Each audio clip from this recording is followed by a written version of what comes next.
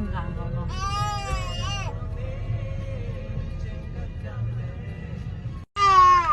กดหนาวอ่ะมีกดก็มาถึงเอาอันเช่น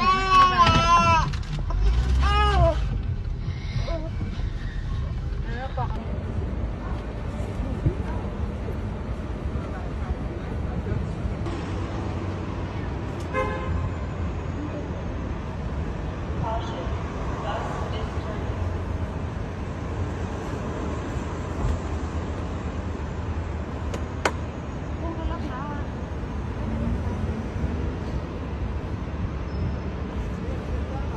दोस्तों ये जो वीडियो भी आप लोगों ने देखी है यूएसए के जो फिलाडेल्फिया वाला रीजन है वहाँ से निकलकर सामने आई। ऐसा लग रहा है कि ज़ोंबीज़ जो आप लोगों ने मूवीज़ में देखे हैं उस तरह की फीलिंग इनको देखकर आ रही है, पर लेकिन रियलिटी में यहाँ पर एक दवाई है जिसका नाम है जाइलाजीन। जाइलाजीन दवाई भी उसको बोलते हैं बेसिकली, उसी को ज़ोंबीज़ ड्रग के नाम से भी आप लोग जानते हैं।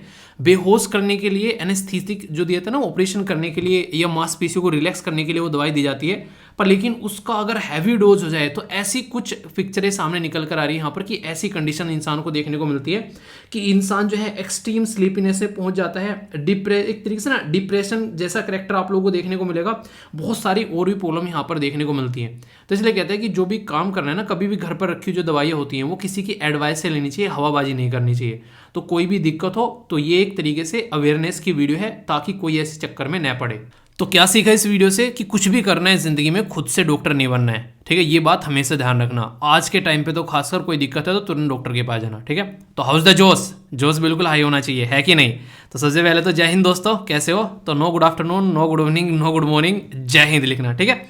आज का बैलेंस डाइट यानी कि इंपॉर्टेंट न्यूज एनालिसिस जो है बड़ा ही शानदार रहने वाला है। 23 फरवरी है, काफ़ी कुछ मैं कवर करने वाला हूँ। टकटकी लगाकर आप लोग देखना, बहुत कुछ नया जानने को मिलेगा। इसी के साथ में एक इंपॉर्टेंट पर्सनैलिटी के बारे में बहुत ही डिटेल में डिस्कस करने वाला हूँ। 100 साल पूरे होने जा रहे हैं उनके अभी आगे आने वाले टाइम में जुलाई के महीने में। तो एक फ्रीडम स्ट्रगल मूवमेंट्स के साथ में कनेक्टेड पर्सनैलिटी के 100 साल पूरे हो तो क्वेश्चन बनना बनता है, ठीक है। फोर्टिफाइड फूड क्या होता है, किसको फायदा हो रहा है, किसको नुकसान, समझेंगे। चाइल्ड मैरिज का एक आर्टिकल मैंने डिस्कस किया था आप लोगों से आसाम वाला, आज उड़ीसा से रिलेटेड है। कंबाइन कर बहुत कुछ जानेंगे यहाँ पर। संसद रत्न अवार्ड के बारे में आप लोगों से बात करूंगा। सागर परिक्रमा 3 नंबर की है। इससे पहले आप लोग बता सकते हैं कब कब हुई थी या फिर किससे रिलेटेड है, चलो यही बता दो। पीएमआई काफ़ी इंपॉर्टेंट है, कई बार क्वेश्चन बनता है। फाइंडर क्या है, ये बहुत ही इंपॉर्टेंट है। तुर्की और सीरिया में जो अर्थक्वेक आया उससे रिलेटेड है और उसकी एक फुल फॉर्म भी है, देखता हूँ कौन बताता है। सेबी से रिलेटेड एक आर्टिकल होगा, अच्छे से डिस्कस करूंगा, कई सारी बातें बताऊंगा और एक टेक्निकल टर्म भी आप लोगों को जानने को मिलेगी जिसके बारे में क्वेश्चन भी आप लोगों से पूछा जा सकता है। वो टेक्निकल टर्म एक ऐसी है कि आप लोग जानोगे तो ऐसा लगेगा कि अच्छा ऐसा भी कुछ होता है, वो वाली फीलिंग आप लोगों को आने वाली है उस टेक्निकल टर्म को जानकर। अभी बता नहीं रहा हूँ, सस्पेंस है जब आप लोगों से डिस्कस करूंगा तो आप लोग जान पाओगे। चलो डीमेटेरियलाइज है, ठीक है। क्या होता है डीमेटेरियलाइजेशन, ठीक है। तो देखता हूं कौन कौन बताता है तो समझेंगे उसके बारे में। डिप्टी स्पीकर के बारे में आप लोगों से बात करूंगा, टाइम लगा तो, नहीं तो कल देख लेंगे इस वाले आर्टिकल को। बाकी यहाँ पर 5 जो न्यूज़ होगी वो नेशनल लेवल की, 3 न्यूज़ इकोनॉमी की और 6 न्यूज़ जो है वर्ल्ड की। ये कहने के लिए वन लाइनर होगी, पर यहाँ पर पर्सनली न्यूज़ भी कवर करूंगा बहुत डिटेल में, बहुत सारी बातें उनके बारे में आप लोगों को बताऊंगा। सी सेट का एक क्वेश्चन होगा, एक मैप बेस्ड लोकेशन भी कवर करेंगे हम लोग यहाँ पर, ठीक है। 5 वोकेबलरी जानेंगे, यानी कि अंग्रेज बनाऊंगा आप लोगों को, इंग्लिश सीखेंगे। इसी के साथ में आज के सेल्वी कमांडो है जिनने काफ़ी अच्छे से आंसर दिए पूजा, तो इनके आंसर कल की वीडियो के नीचे पिन कर दिए हैं, आप लोग जाकर देख सकते हैं। टकटकी लगाकर लेक्चर देखना, आप भी एसएलवी कमांडो बन सकते हो अगर अच्छे से आप लोग टकटकी लगाकर लेक्चर देखोगे। जहाँ भी डाउट है पूछ लिया करो। और इसी के साथ में इस लेक्चर की पीडीएफ जो है वो हिंदी और इंग्लिश में आप लोगों को दोनों मिल जाती है, ठीक है। कहाँ मिल जाती है ये आप लोगों को पता ही है, टेलीग्राम से भी जाकर आप लोग डाउनलोड इसको कर सकते हैं। और इसी के साथ में आप लोगों से मैंने सरप्राइज़ के बारे में बात की थी, तो सरप्राइज़ भी आप लोगों को भी बताने जा रहा हूँ मैं, ठीक है। क्या है सरप्राइज? सरप्राइज है इंपॉर्टेंट पर्सनैलिटी, इनका नाम आप लोगों को बताना है कौन है। 100 साल पूरे होने जा रहे हैं, ठीक है, तो आप लोगों को इनका नाम पता होना चाहिए। ये नहीं है सरप्राइज, सरप्राइज के बारे में अभी बात करूंगा। उससे पहले आप लोगों के सामने है एक मोटिवेशनल कोटेशन। बात की जा रही है कि कोई भी मार्ग छोड़ा जा सकता है, बदला जा सकता है, पथ भ्रष्ट होना कुछ नहीं है अगर लक्ष्य भ्रष्ट न हो। देखो होता क्या है, इंसान जिंदगी में स्टार्ट करता है कि इंसान को जाना कहीं होता है और पहुंच कहीं जाता है, ठीक है। एक इंसान है कहीं से चला कहीं और पहुंच गया। रियलिटी में क्या होता है, बहुत कम लोग ऐसे हैं आज की डेट में इस दुनिया में जो उनको पसंद है वो काम कर रहे हैं। बहुत कम लोग हैं ऐसे, बहुत कम ऐसे खुशनसीब लोग हैं मैं तो ये बोलूँगा, ठीक है। मैक्सिमम लोग क्या काम कर रहे हैं, वो काम कर रहे हैं जो उनको पसंद ही नहीं है और ज़बरदस्ती में कर रहे हैं और करना पड़ता है क्योंकि मजबूरी है कि नहीं करेंगे तो फिर एक तरीके से रोजी रोटी जो है वो बेसिकली यहाँ पर मिल नहीं पाएगी। तो ये कंडीशन आप लोगों को देखने को मिलती है। तो कोशिश ये करनी है कि ज़िंदगी में हमेशा वो काम करो जो आप लोगों को पसंद आए। अगर वो काम इमीडिएटली नहीं मिल पा रहा है तो इतना काम आप लोग कर सकते हैं कि प्रेजेंट टाइम पर आप लोग क्या करो, बस थोड़ा सा अपना उसको साइड में चीज़ों को करना स्टार्ट कर दो जो बेसिकली आप लोग चाहते हो फ्यूचर में। अपना मेन काम करते रहो, साइड में थोड़ा सा अपनी हॉबी के तौर पर उसको भी करना स्टार्ट कर दो, ठीक है। तो ये बात आप लोग ध्यान रखना। कल एक बच्चे के द्वारा कमेंट किया गया कि सर वीडियो डिसलाइक कर रहा हूँ, आपने जो है जो चैनल पर स्ट्राइक आई थी उसके बारे में बताया नहीं। मैंने बताया था ना कि चैनल पर स्ट्राइक आई थी तो लगभग 3 महीने पहले, एक्सपायर हो जाती है 90 दिन के अंदर में। पर लेकिन ये काफ़ी ज़्यादा एक तरीके से इरिटेटिंग फेज था। जब मैंने बात की, मैंने कहा स्ट्राइक हटा दो, तो सामने वाले इंसान ने जो है बहुत अच्छे खासी पैसे की डिमांड की थी मेरे से, ठीक है, कि इतने पैसे दे दो तो मैं स्ट्राइक हटा दूंगा मैंने कहा अच्छा जी, मैंने कहा ठीक है चलो कोई नहीं। तो उसकी वजह से बहुत सारे इशू हुए, मतलब चलती रहती है चीज़ें इस तरीके की चीज़ें। मैं आप लोगों के साथ में किस लिए शेयर नहीं करता हूँ, तो मैंने बोला भी था इसके बारे में, तो मैं इसलिए शेयर नहीं करता हूँ कि जब मैं लेक्चर लेने बैठता हूँ ना मैं वैसे ही खुश हो जाता हूँ ठीक है, तो मैं क्या फालतू की बातें आप लोगों से शेयर करूँ। पर लेकिन हाँ, इम्पैक्ट तो पड़ता है इन चीज़ों का, नॉर्मल सी बात है। जैसे ही लेक्चर खत्म हो गया फिर दिमाग में घूमने लगती है, मैंने कहा यार ये क्या हो रखा है चैनल के ऊपर में। तो ये सब चीज़ें चलती रहती हैं। तो जब ये चीज़ें चल रही थी तो उस टाइम पर फिर एक तरीके से ना ये लगता है कि इंसान को कि यार ये पता नहीं कौन कब जाकर किस तरीके की हरकतें कर दे। और जब मैंने बोला हटा दो तो मतलब पैसे मांगे, फिर मैंने मतलब मेल वेल किया। यूट्यूब भी जल्दी से कई सारी चीज़ों को रिप्लाई नहीं करता है, बहुत सारे इश्यूज़ देखने को मिलते हैं। तो इस तरीके से कई बार इशू चलते रहते हैं। तो मुझे लगा यार कुछ चीज़ें फिक्स होनी चाहिए, ठीक है। तो जब वो फिक्स करने की बात है यहाँ पर, तभी मैंने यहाँ पर ये पर्टिकुलर ऐप के बारे में दिमाग बना लिया। मैंने कहा यार कुछ ना कुछ इस तरीके की चीज़ें होनी चाहिए जहाँ पर चीज़ें कम से कम चलती रहें, फिक्स चलती रहें, कोई दिक्कत नहीं देखने को मिले। तो सरप्राइज़ था ये आप लोगों के लिए ऐप। तो ऐप जो है यहाँ पर बेसिकली बनाया जाए, मैंने कहा वरना दिक्कत हो जाए। पता चला सारी चीज़ें गायब हो गई। इवन एक कई सारे चैनल रिसेंटली अभी गायब हुए। जैसे ना कई सारे लोग तो मेरे पास मेल भी किया, कईयों ने तो जो जानने वाले थे, कि बहुत सारे चैनल डिलीट हो रहे हैं क्योंकि मैंने पूरी लक्ष्मीकांत पढ़ा रखी है फ्री ऑफ कॉस्ट। तो कल को चलकर लक्ष्मीकांत सबके दिमाग में आ गया कि मुझे तो जो है जिसने लक्ष्मीकांत पढ़ा रखी है उनका चैनल डिलीट करना है, कॉपीराइट मारनी है, तो 1 मिनट में चुटकी में चैनल गायब हो जाएगा। समझ रहे हैं आप लोग यहाँ पर। इसी तरीके से बहुत सारे चैनल गायब भी किए गए थे, फिर उनसे पैसे मांगे गए। तो ये हरकतें कई बार आप लोगों को देखने को मिलती हैं। हालांकि लक्ष्मीकांत जी जो है शायद नहीं करेंगे, पर पता नहीं चला किस दिन किसका दिमाग घूम गया, बोले कि मेरी पूरी पॉलिटी पढ़ा रखी है लाइन बाय लाइन। हालांकि ये सारी चीज़ें मतलब इतने बड़े लेवल पर जाकर नहीं होनी चाहिए, पर लेकिन पता नहीं यार किसका कहाँ घूम जाता है दिमाग, ठीक है। तो ये एक तरीके से स्टपनी की तरीके से यहाँ पर काम करेगा। सबसे बड़ी बात क्या है यहाँ पर, इस पर बहुत सारी चीज़ें आप लोगों के लिए यहाँ पर है। जो सबसे इंपॉर्टेंट फोल्डर है वो है आप लोगों के लिए यहाँ पर ये। आप लोग जो डेली पीडीएफ जो टेलीग्राम से दिक्कत रहती थी ना कि पता नहीं कहाँ की पीडीएफ कहाँ पहुँच गई, समझ में ही नहीं आ रहा है कहाँ पर क्या है, तो उसका पूरा सॉल्यूशन आप लोगों के लिए कर दिया यहाँ पर। ये देखिएगा सारी जो पीडीएफ है INA इंपॉर्टेंट न्यूज़ एनालिस्ट वाली, इसमें जाकर देखना, ये सारी की सारी पीडीएफ आप लोगों को सिस्टमेटिक वे में मिलेगी। मंथली पीडीएफ जो कि आप लोगों की बची हुई थी दिसंबर जनवरी फरवरी, तो पूरे साल की प्रोवाइड करा दी है। मतलब जनवरी 2022 से लेके जनवरी 2023 तक की सारी पीडीएफ आप लोगों को मिल जाएगी। इसी के साथ में EPFO APFC का जो अभी फॉर्म आने वाला है आप लोगों का 25 तारीख से, उसकी सारे जो भी पेपर हैं पुराने वो यहाँ पर प्रोवाइड करा दिए हैं। UPSC के प्रीलिम्स के सारे प्रोवाइड करा दिए, 12-13 साल के हैं। और इसी के साथ में CSAT के भी पेपर प्रोवाइड करा दिए हैं। तो ये आप लोगों के लिए अब यहाँ पर रहेंगे, ऐसा नहीं कि टेलीग्राम पर पता नहीं कहाँ पड़े हुए ढूंढते फिर रहे हैं। तो उससे आप लोगों की समस्या जो है वो दूर हो जाएगी। बाकी जो गाइडेंस की पर्टिकुलर वीडियो रहेगी वो भी आप लोगों को ऐप पर जो है वो मिलती रहेंगी। हालांकि ऐसा नहीं कि मैं यूट्यूब पर छोड़कर ऐप पर जाकर पढ़ाने लग जाऊंगा, ठीक है। मतलब पढ़ाऊंगा, जो सारी चीज़ें हैं वो ऐसी की ऐसी ही चलती रहेंगी, उसमें कोई इशू नहीं है, कुछ भी चेंज नहीं होने वाला है, ठीक है। तो ये पर्टिकुलर जो ऐप है आप लोग देख लेना। अगर आप लोगों को लगता है टेलीग्राम से आप लोग त्रस्त आ चुके हैं, यहाँ पर आने वाले टाइम में क्विज प्रैक्टिस भी आप लोगों को देखने को मिलेगी और भी बहुत सारी चीज़ें आने वाले टाइम पे यहाँ पर आप लोगों को देखने को मिलेगी। जॉब का नोटिफिकेशन भी यहाँ पर, अगर कोई जॉब आ रही है, मतलब और भी इसमें अपडेट्स जो हैं वो चीज़ें आती रहेंगी। तो ये तो था सरप्राइज़। ये सरप्राइज़ मैंने कल वीडियो में लॉन्च कर दिया था। मतलब ऐसे नहीं कि मैंने लॉन्च किया, एक बच्चा कह रहा है कि सर ऐसे कौन ऐप लॉन्च करता है, आपने तो बताया नहीं कि ऐप आ रहा है, बस ऐसे ही बता दें यहाँ से जाके डाउनलोड कर लो।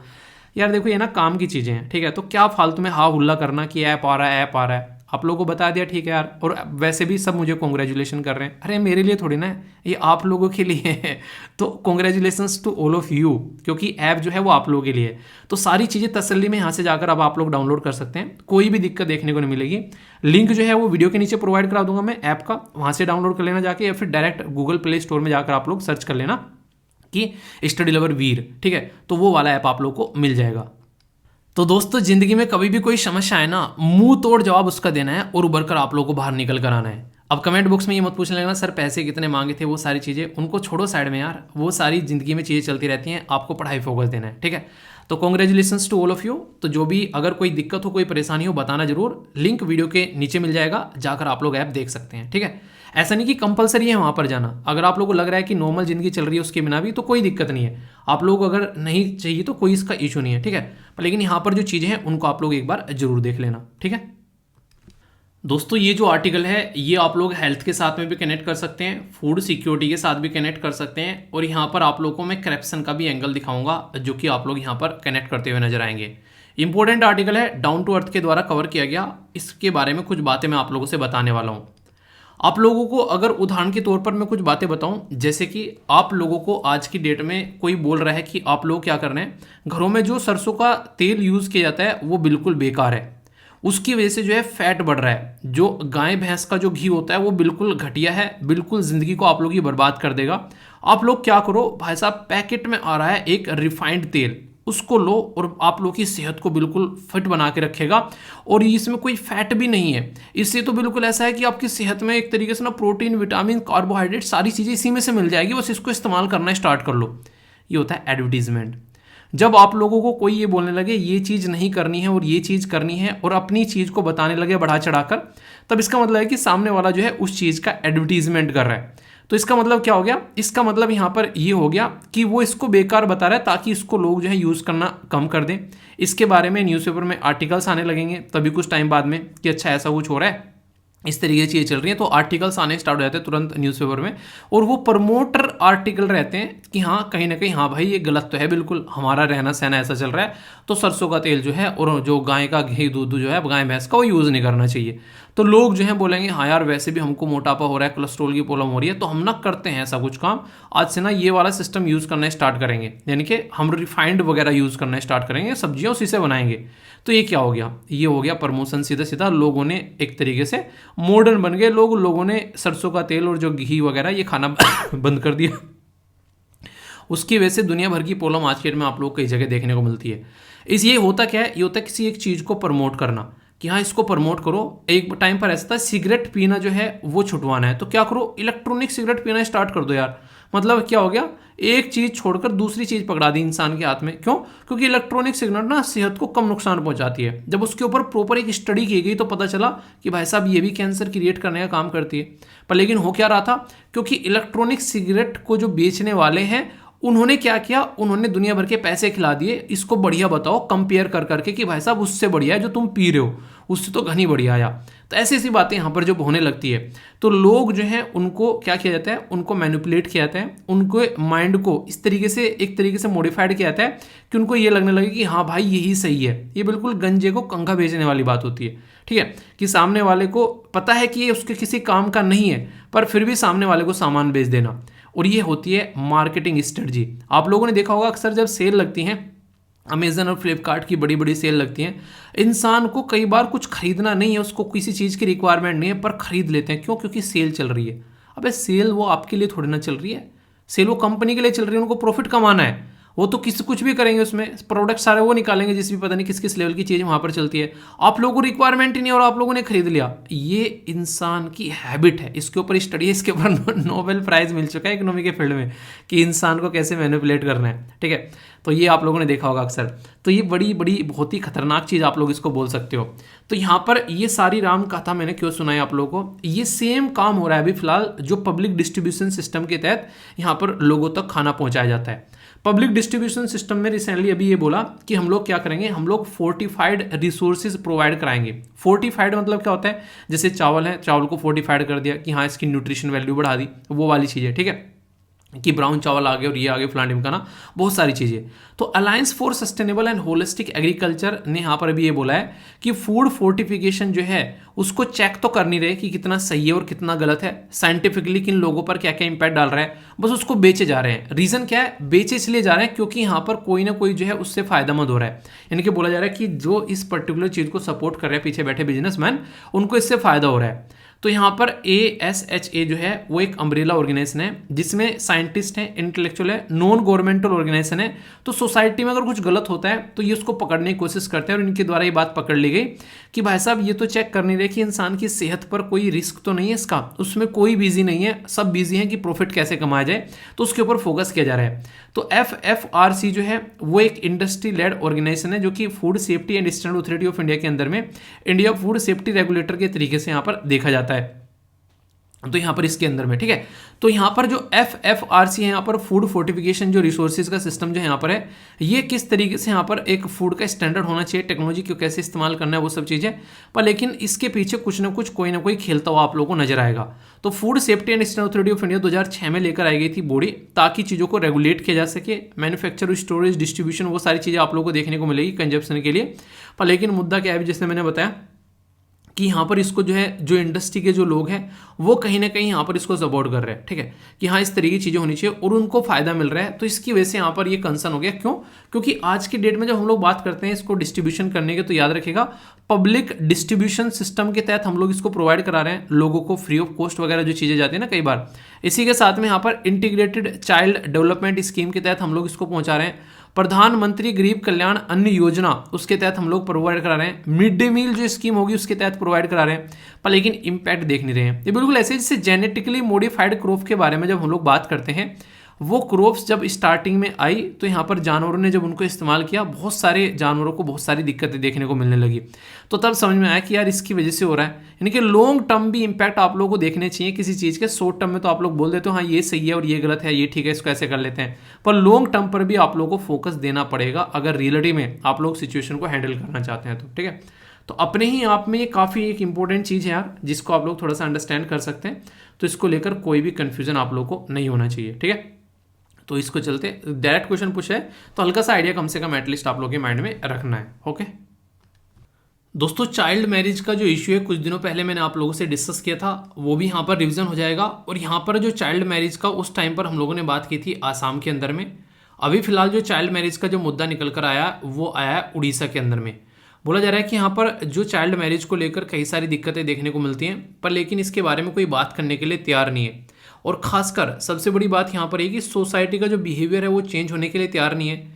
तो अभी यहाँ पर हमारे देश के अंदर में काफ़ी लार्ज स्केल पर आप लोगों को चीज़ें देखने को मिलती हैं। चाइल्ड मैरिज जो है, आप लोगों को क्या लगता है चाइल्ड मैरिज होती नहीं है? भाई साहब होती है। अगर किसी बच्ची की बचपन में ही शादी कर दी तो दिक्कतें होती है बहुत बड़ी, और ये रेगुलर चलती है। उड़ीसा में डिक्लाइन हुआ है अगर बात करें, पहले 21.3 था जो नेशनल फैमिली हेल्थ सर्वे के हिसाब से, अब घटकर जो है यहाँ पर बेसिकली 20 हो गया है। पर लेकिन रियलिटी में अभी भी बहुत सारी प्रॉब्लम है। तो पूरा आर्टिकल ये भी और जो पुराने वाला है उनको कंबाइन कर अच्छे से डिस्कस करेंगे ताकि कोई भी डाउट न रहे, और बहुत सारी पॉइंट आप लोगों को जानने को मिलेंगे, कंफ्यूजन दूर हो जाएगा, ओके।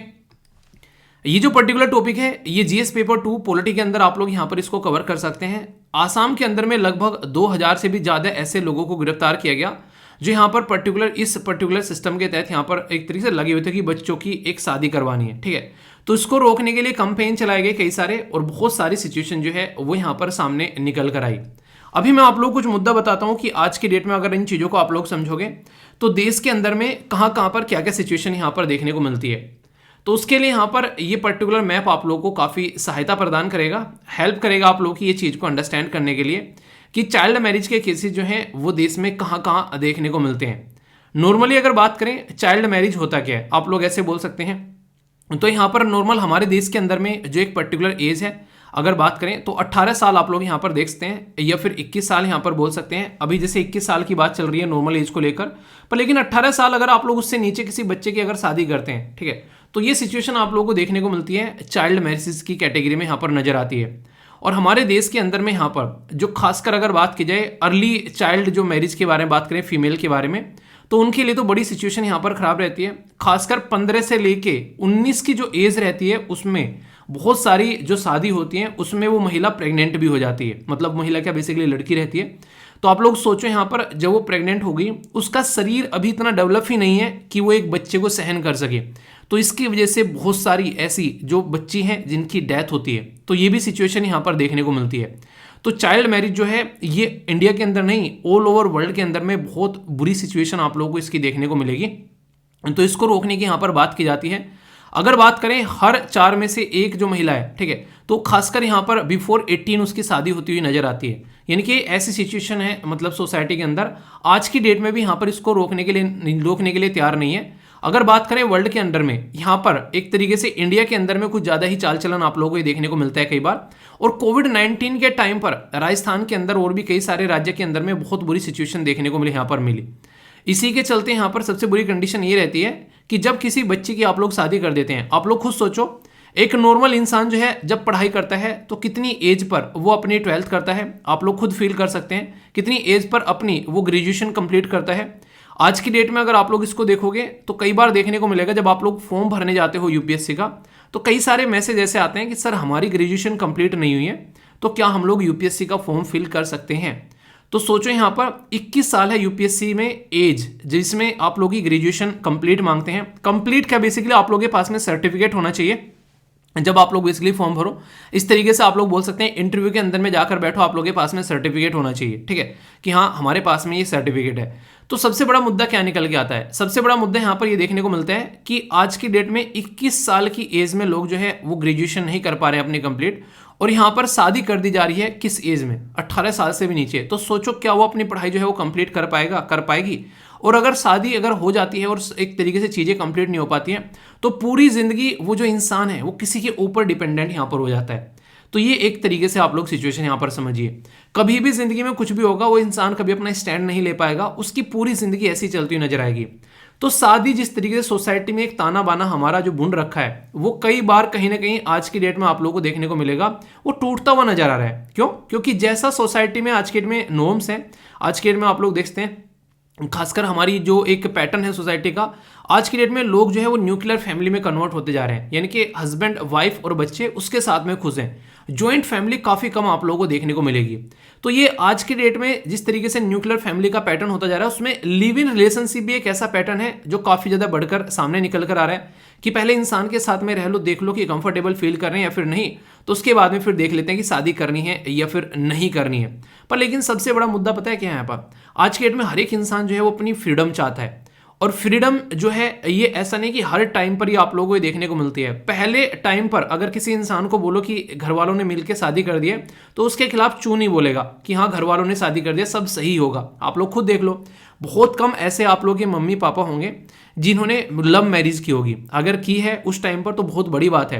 पर आज की डेट में जो परसेंटेज ऑफ केसेस आप लोगों को देखने को मिलेंगे वो इतने फ्रीक्वेंट है कि आप लोग इसके बारे में बोल ही नहीं सकते। हर दूसरा तीसरा इंसान जो है आप लोगों को लव मैरिज या फिर उस इंसान से शादी करता हुआ मिल जाएगा जिसको वो ऑलरेडी जानता है या जानती है।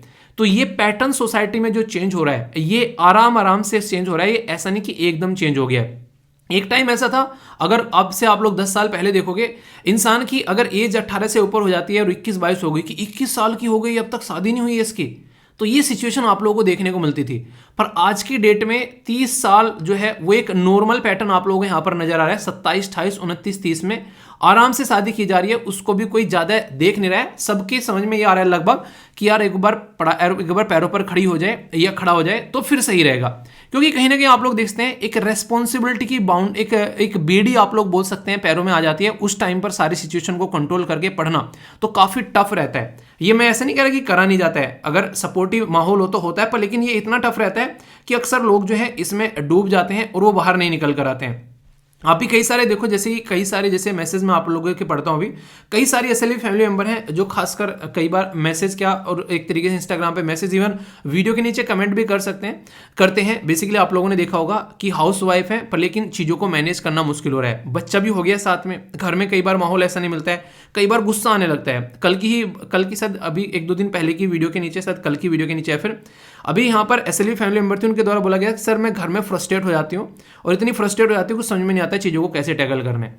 तो ये इरिटेशन सामने निकल कर आती है क्योंकि इंसान जो करना चाहता है ना लाइफ में वो कर नहीं पा रहा है, क्योंकि आसपास में इतनी सारी चीज़ें जुड़ जाती हैं कि वो भी टैकल करनी है और ऊपर से पढ़ाई पर भी फोकस करना है और ऐसे कॉम्पिटिशन में बैठना है कि आसपास में जो है उसको एक तरीके से कि ये सबके साथ में कॉम्पीट करना है।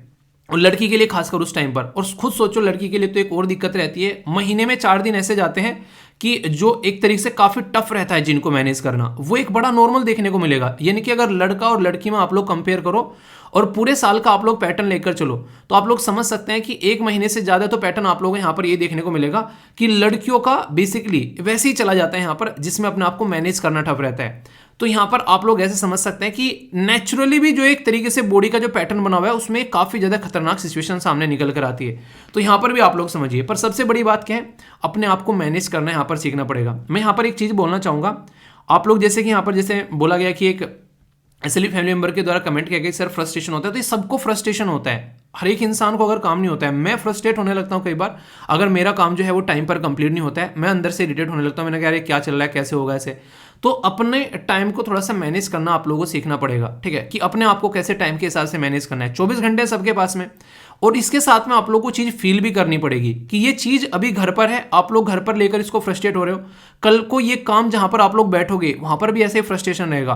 वहां पर सोसाइटी में कोई गुंडा होगा, एक तरीके से उस एरिया का दबंग आदमी, उसका फ्रस्ट्रेशन, ऊपर से मेंबर ऑफ पार्लियामेंट, सांसद, विधायक साहब का फ्रस्ट्रेशन, मतलब ऊपर से घर में कोई इरिटेशन चल रही है वहां से फ्रस्ट्रेशन, काम का फ्रस्ट्रेशन, पता नहीं क्या क्या चलेगा। तो ये चीज़ें लाइफ में आगे भी आने वाली हैं। तो अपने आप को सोचो कि हम लोग ऑफिसर्स हैं और ये सारी जो चीज़ें लाइफ में आ रही है ना, इसको मैनेज करना है हम लोग को। तो उसको ऑफिसर्स वाली क्वालिटी अंदर से फील करो कि ये सारा काम है मेरे सामने, इसमें ही मुझे अपने आप को मैनेज करना है।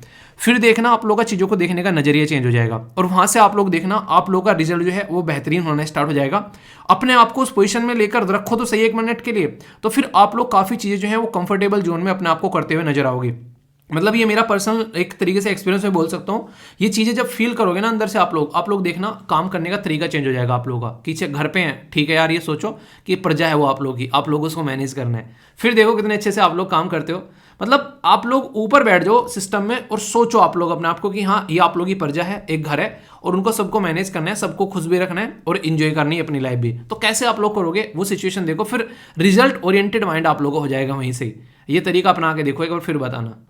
अभी यहाँ पर इस आर्टिकल के बारे में अगर मैं आप लोगों से बात करूं, सबसे ज्यादा आप लोगों को यहाँ पर देखने को मिलेंगे जो यहाँ पर आज के में चाइल्ड मैरिज के केस आते हैं, उत्तर प्रदेश, बिहार, वेस्ट बंगाल, महाराष्ट्र और मध्य प्रदेश। मतलब महाराष्ट्र में देखकर मैं थोड़ा सा हैरान था, क्योंकि एक ऐसा राज्य है जहाँ पर जो चकाचौंध वाली इंडस्ट्री रहती है, वहाँ पर भी केसेस देखने को मिलते हैं। और स्टेट वाइज जो रिपोर्ट इंसिडेंट जो है सामने निकल कर आते हैं उसमें देखोगे तो ये आप लोगों के सामने है। खासकर रूरल इंडिया में जो इंसिडेंट है वो ज़्यादा देखने को मिलते हैं। तो स्टेटमेंट देकर अगर आप लोगों को बोले कि गांव में ज़्यादा शादी के केसेस ऐसे देखने को मिलते हैं या फिर शहरों में, तो ये गांव में ज़्यादा आप लोगों को देखने को मिलेंगे। स्टेट वाइज जहाँ रिपोर्ट होते हैं, बहुत जगह होते हैं पर लेकिन रिपोर्ट नहीं होते हैं। यानी कि आप लोगों ने कि रेप के केसेस कहाँ ज़्यादा आ रहे हैं, कि यार दिल्ली में आ रहे हैं, दिल्ली में रेप के केसेस ज़्यादा नहीं आ रहे हैं, वहाँ पर रेप के केसेस ज़्यादा रिपोर्ट हो रहे हैं। हो सकता है कि रेप के केसेस ज़्यादा जो है किसी और राज्य में हो, पर वहाँ पर रिपोर्ट ही नहीं हो रहे हैं, उनके खिलाफ FIR ही नहीं हो रही है। तो यहाँ पर देखोगे तो स्टेट वाइज जो रिपोर्ट के इंसिडेंट है वो कर्नाटका, आसाम, वेस्ट बंगाल, तमिलनाडु और तेलंगाना, इसमें सबसे ज़्यादा रिपोर्ट हो रहे हैं। और जबकि सबसे ज़्यादा केसेस हो कहाँ पर रहे हैं, वो है उत्तर प्रदेश, बिहार, वेस्ट बंगाल, यहाँ पर कोई रिपोर्ट ही नहीं हो रहे हैं। तो ये सिचुएशन आप लोग यहाँ पर समझ सकते हैं। इसी के साथ में जो केस रजिस्टर हो रहे हैं सबसे ज़्यादा अगर बात करें 2020 में यहाँ पर बहुत सारे केसेस निकल कर आए, बाढ़ आ गई भाई साहब इन केसेस की। रीज़न क्या था, कोविड-19 के टाइम पर चाइल्ड मैरिज के इतने सारे केसेस क्यों देखने को मिले, तो उसके पीछे ये रीज़न था क्योंकि उस टाइम पर यहाँ पर लोगों के पास में पैसा नहीं था, बहुत सारी प्रॉब्लम यहाँ पर देखने को मिली। तो ये सिचुएशन सामने निकल कर आई कि हाँ ऐसा कुछ देखने को मिल रहा है। और हमारे देश में जब मैं बात कर रहा हूँ कि यहाँ पर एक तरीके से जब गरीब सेक्शन के बारे में बात की जाती है तो सबसे पहले ये रहता है कि बच्ची की शादी करके अपनी रेस्पॉन्सिबिलिटी खत्म कर लें। बहुत कम लोग ऐसे होते हैं जो कहते हैं कि लड़की की शादी करके उसको सही पोजीशन में पहुंचा दो। वो चीज़ें आप लोगों को बहुत कम देखने को मिलती है। आप लोगों ने खुद भी आसपास में यहाँ पर चीज़ें देखी होगी। तो अगर कोई भी हमारे देश के अंदर में शादी, एक पर्टिकुलर कानून है, मैं बता दूं आप लोगों को, जिसको बोलते हैं POCSO, पोक्सो कानून। क्या बोलता है कि कोई भी ऐसा इंसान जो आज की डेट में 14 साल या फिर उससे नीचे की लड़की के साथ में शादी करता है तो यहाँ पर पोक्सो एक्ट के अंदर में यहाँ पर उसको क्रिमिनल कैटेगरी में आप लोगों को डालता हुआ नजर आएगा। मतलब एक तरह से बुक किया जाएगा उसको यहाँ पर, ठीक है। ये आप लोग समझ सकते हैं। तो ये आप लोग समझ सकते हैं। इसके बाद में अगर 14 से लेके, देखो ये पैटर्न है हमारे देश में, समझिएगा, 2 पर्टिकुलर कैटेगरी में डाल रखे हैं। 14 से पहले की अगर आएगा तो एक तरीके से पोक्सो के अंदर आएगा, इनकी protection of the child from the sexual offence, ये कैटेगरी आप लोगों को यहाँ पर देखने को मिलेगी। और अगर यहां पर 14 से ऊपर का रहेगा, 14 से 18 के बीच में, तो prohibition of the child marriage act लगेगा, जिसको PCMA बोलते हैं। तो PCMA आप लोगों को यहां पर लगता हुआ नजर आएगा, और वो है 2006 का। उसके तहत यहां पर चीजों को रोका जाता है। तो ये 2 ऐसे कानून हैं जो कि यहां पर कहीं ना कहीं आप लोग बोलेंगे कि बच्चों को प्रोटेक्ट करते हुए नजर आते हैं। जो पोक्सो है यहाँ पर, तो ये आप लोगों को देखने को मिलेगा, क्रिमिनलाइजेशन करता है एक तरीके से किसी माइनर या फिर किसी एडल्ट के बीच में अगर फिजिकल रिलेशन होता है। इसीलिए बोला जाता है हमारी कंट्री में जब हम लोग बात करते हैं, अगर एक लड़का और एक लड़की की शादी हो गई है और लड़की यहाँ पर माइनर है, तो यहाँ पर उस टाइम पर आप लोगों को नजर आएगा उसको मैरिटल रेप की कैटेगरी में यहाँ पर डाला जाता है। तो ये आप लोग कंडीशन समझिएगा। इनके 14 साल से नीचे की लड़की के साथ में भले ही वो वाइफ क्यों ना बन गई हो तुम्हारी, पर आप लोग फिजिकल रिलेशन बनाते हैं तो उसको रेप की कैटेगरी में डाला जा सकता है आसानी से। तो ये पर्टिकुलर यहाँ पर मुद्दा था जिसके ऊपर कई सारे लोग बात कर रहे थे कि हाँ इसको कैसे लेकर चलना है। और ये एक तरीके का नॉन बेलेबल और कोग्निजेबल ऑफेंस है, यानी कि पुलिस जो है अरेस्ट कर सकती है विदाउट वारंट अगर कोई ऐसी सिचुएशन देखने को मिलती है। और ये सिचुएशन आप लोगों को यहाँ पर देखने को मिलेगी। स्पेशल जुवेनाइल पुलिस यूनिट बनाई जाती है इन सिचुएशंस को हैंडल करने के लिए, ताकि अगर कोई ऐसा सिचुएशन यहाँ पर देखने को मिलते हैं तो यहाँ पर चीजें आगे लेकर चली जा सके। तो बहुत ही इंपॉर्टेंट कानून यहाँ पर आप लोगों को नजर आएगा। इसको बेसिकली जो आप लोगों को देखने को मिलेगा, जो फीचर है इसके, तो जेंडर न्यूट्रल बनाया गया है। लड़का और लड़की किसी के साथ में भी कुछ ऐसी कंडीशन होती है तो ये आप लोग यहाँ पर इसको रिपोर्ट कर सकते हैं। जो भी कोई विक्टिम होगा, अभी वो बच्चा है यार, उसकी आइडेंटिटी अगर सामने आ गई तो उसकी पूरी लाइफ जो है वो स्पॉइल हो जाएगी, तो उसको छुपा कर रखा जाता है। पुलिस वेरिफिकेशन, बैकग्राउंड, ये सारी चेक जो है एवरी एम्प्लॉय की यहाँ पर एक तरीके से होती है। अगर कोई भी ऐसी एक कंडीशन में यहाँ पर देखने को मिलता है तो एक तरीके से आप लोग बोल सकते हैं कई बार ऐसी सिचुएशन देखने को मिलती है कि यहाँ पर कई सारे डॉक्टर्स, कई सारे लॉयर, कई सारे और पुलिस पर्सनल, इवन टीचर तक भी यहाँ पर ऐसी सिचुएशन में यहाँ पर पाए गए हैं जो कि बच्चों के साथ में उल्टी सीधी हरकतें करते हैं। अभी एक पर्टिकुलर वीडियो सेंड की गई थी किसी बच्चे के द्वारा, मैं समझ नहीं पाया, वो शायद किसी मतलब दूसरी लैंग्वेज में थी, तो वहां पर उसमें बताया गया कि एक टीचर ने एक बच्ची के साथ में बलात्कार किया। मतलब समझ सकते हैं आप लोग, खड़ा करके चौराहे पे नंगा करके गोली मार दो ऐसे इंसान को। मतलब किस तरीके के प्रोफेशन में है और किस तरीके की हरकतें कर रहा है। प्रोफेशन अलग चीज होगी यार, पर लेकिन हरकतें कैसी कर रहा है, ठीक है, आप लोग समझ रहे हैं यहाँ पर। तो ये ऐसी सिचुएशन है जिसके ऊपर काम करना बहुत ज्यादा जरूरी है, क्योंकि एक बच्चा यार अभी वो एक तरीके से सोसाइटी को समझ में नहीं पा रहा है, तो उस टाइम पर ऐसी सिचुएशन देखने को मिल रही है। तो यहाँ पर एक बच्चे की लाइफ पूरी स्पॉइल हो जाती है अगर बचपन में कोई ऐसा केस निकल के आता है। और मैक्सिमम बच्चे जो है वो कभी ना कभी सिचुएशन से निकल कर आते हैं। बहुत सारे मैं आप लोगों के साथ में शेयर नहीं करता हूँ, बहुत सारे शेयर क्या नहीं करता हूँ, वो बेसिकली लिख भी देते हैं कई सारे बच्चे कि सर प्लीज शेयर मत करना। बहुत सारे ऐसे मेल्स आते हैं, बहुत सारे ऐसे इंस्टाग्राम पे मैसेज देखने को मिलते हैं कि मैक्सिमम कभी ना कभी इस तरीके की सिचुएशन से जो है वो लोग जूझते हुए नजर आते हैं। तो आप लोग यहाँ से कंडीशन समझ सकते हैं। तो ये ऐसी बातें हैं जो लोग अक्सर किसी के साथ में शेयर भी नहीं कर पाते हैं, पर लेकिन सिचुएशन लाइफ में ऐसी देखने को मिल जाती है।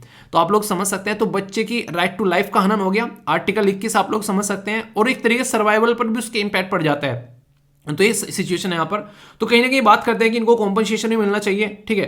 तो यहाँ पर रिपोर्टिंग की कोई लिमिट ही नहीं है। अगर किसी के साथ में ऐसा हुआ है ना, कभी भी उसको रिपोर्ट किया जा सकता है। ये काफी अच्छी एक प्रावधान लगा मुझे इस पर्टिकुलर इस केस के अंदर में, क्योंकि कई बार बच्चों के साथ में होता है वो इतने सहम जाते हैं, उनको समझ में नहीं आता है कि क्या करें, क्या सही है और क्या गलत है। तो उस टाइम पर ऐसी सिचुएशन होना काफी ज्यादा जरूरी है, ठीक है।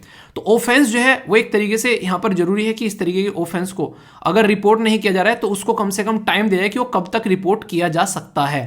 क्योंकि खुद सोचो, अगर आप लोग यहाँ पर किसी के साथ में किसी सिचुएशन हो रही है, वो इंसान अपने आप को उबार ही नहीं पाता है कि ऐसा कोई इंसान कैसे कर सकता है। अक्सर आप लोगों ने देखा होगा माँ बाप जो होते हैं बच्चों को छोड़कर चले जाते हैं किसी जानने वाले के पास में, वो जानने वाला ही यहाँ पर ऐसी हरकतें करता हुआ नजर आएगा कि सोचा भी नहीं था कि वो ऐसी सिचुएशन यहाँ पर कर सकता है।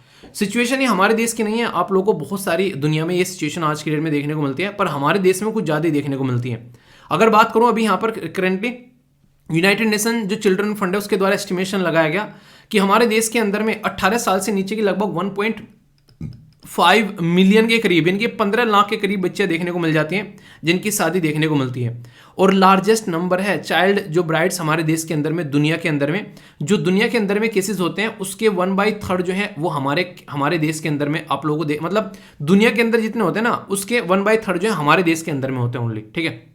यानी कि आधे में होने के आधे में राम और आधे में गाम, तो वो सिचुएशन है, आप लोग ये समझ सकते हैं। यानी कि 15 हो रहे हैं तो दुनिया भर में लगभग 45 लाख के करीब केस देखने को मिलते हैं। हमारे देश में अकेले में 15 लाख आप लोगों के सामने यहाँ पर नजर आ रहे हैं। ऐसे आप लोग इसको समझ सकते हैं। और ये मैं नहीं बोल रहा हूं, खुद गवर्नमेंट का डेटा आप लोग देखोगे, नेशनल फैमिली हेल्थ सर्वे जो है उसमें बोला गया है यहाँ पर कि इस तरह की सिचुएशन में महिला बहुत सारी देखने को मिलती है। और ये लगभग आप लोगों को देखने को मिलेगा फिगर जो थी अंडर मैरिज मैन की भी आप लोगों को यहाँ पर देखने को मिलती है, ओनली नॉट फॉर वुमेन। तो लड़के भी इसका शिकार हैं, ये देखिएगा आप लोग, ये सिचुएशन आप लोग समझ सकते हैं। वेस्ट बंगाल और बिहार जो है अकेले यहाँ पर 41% के करीब आप लोगों को देखने को मिलेंगे, जहां पर ज्यादातर चाइल्ड मैरिज देखने को मिलती है पूरे देश के अंदर में, सबसे बड़ा आंकड़ा यहाँ का है। तो ये समझ सकते हैं। और ये हर जगह है, आप लोग बोले लक्षद्वीप, ये जम्मू एंड कश्मीर के अंदर, हिमाचल प्रदेश, इवन गोवा जैसे राज्य के अंदर भी देखने को मिलते हैं, तमिलनाडु के अंदर में भी। और ये नेशनल फैमिली हेल्थ सर्वे जो अभी लेटेस्ट आया था, ठीक है, तो नेशनल जो फैमिली हेल्थ सर्वे है बेसिकली, उसके बारे में बात करें तो यहाँ पर ये 5वें नंबर का इसके बारे में सारी बातें बताता है। तो सिचुएशन समझ सकते हैं यार क्या कंडीशन है यहाँ पर। अभी फिलहाल के टाइम पर जो रिडक्शन देखने को मिला, तो राजस्थान में काफी सारे स्टेप उठाए गए, तो वहां पर रिड्यूस हुआ, मध्य प्रदेश में रिड्यूस हुआ, हरियाणा में रिड्यूस हुआ। तो ऐसा नहीं कि चीजें सुधर नहीं रही हैं, सुधर भी रही हैं, पर लेकिन फिर भी यहाँ पर इतनी सारी चीजें नहीं सुधार पा रहे हैं जैसे होना चाहिए। रीजन क्या है? रीजन उसके पीछे कई बार रिलीजन आ जाता है। रिलीजन क्यों आ जाता है? क्योंकि हमारे देश में अगर बात करें हिंदू मैरिज एक्ट के हिसाब से, जो लड़की है उसकी एज 18 होनी चाहिए और लड़के की एज 21 होनी चाहिए, उससे पहले शादी नहीं होनी चाहिए। पर लेकिन आप लोगों को देखने को मिलेगा मुस्लिम कम्युनिटी के अंदर में ऐसा कुछ प्रोविजन आप लोगों को यहाँ पर नजर नहीं आता है, वहां पे अलग पैटर्न आप लोगों को यहाँ पर देखने को मिलता है, ठीक है। तो स्पेशल मैरिज एक्ट के अंदर भी यहाँ पर बेसिकली 18 और 21 साल यहाँ पर बोली गई है। तो provision of the child marriage act में यहाँ पर जो सिचुएशन देखने को मिलती है, तो उसमें बोला जाता है कि 21 साल 18 साल एज मानी गई है वहां पर, ठीक है।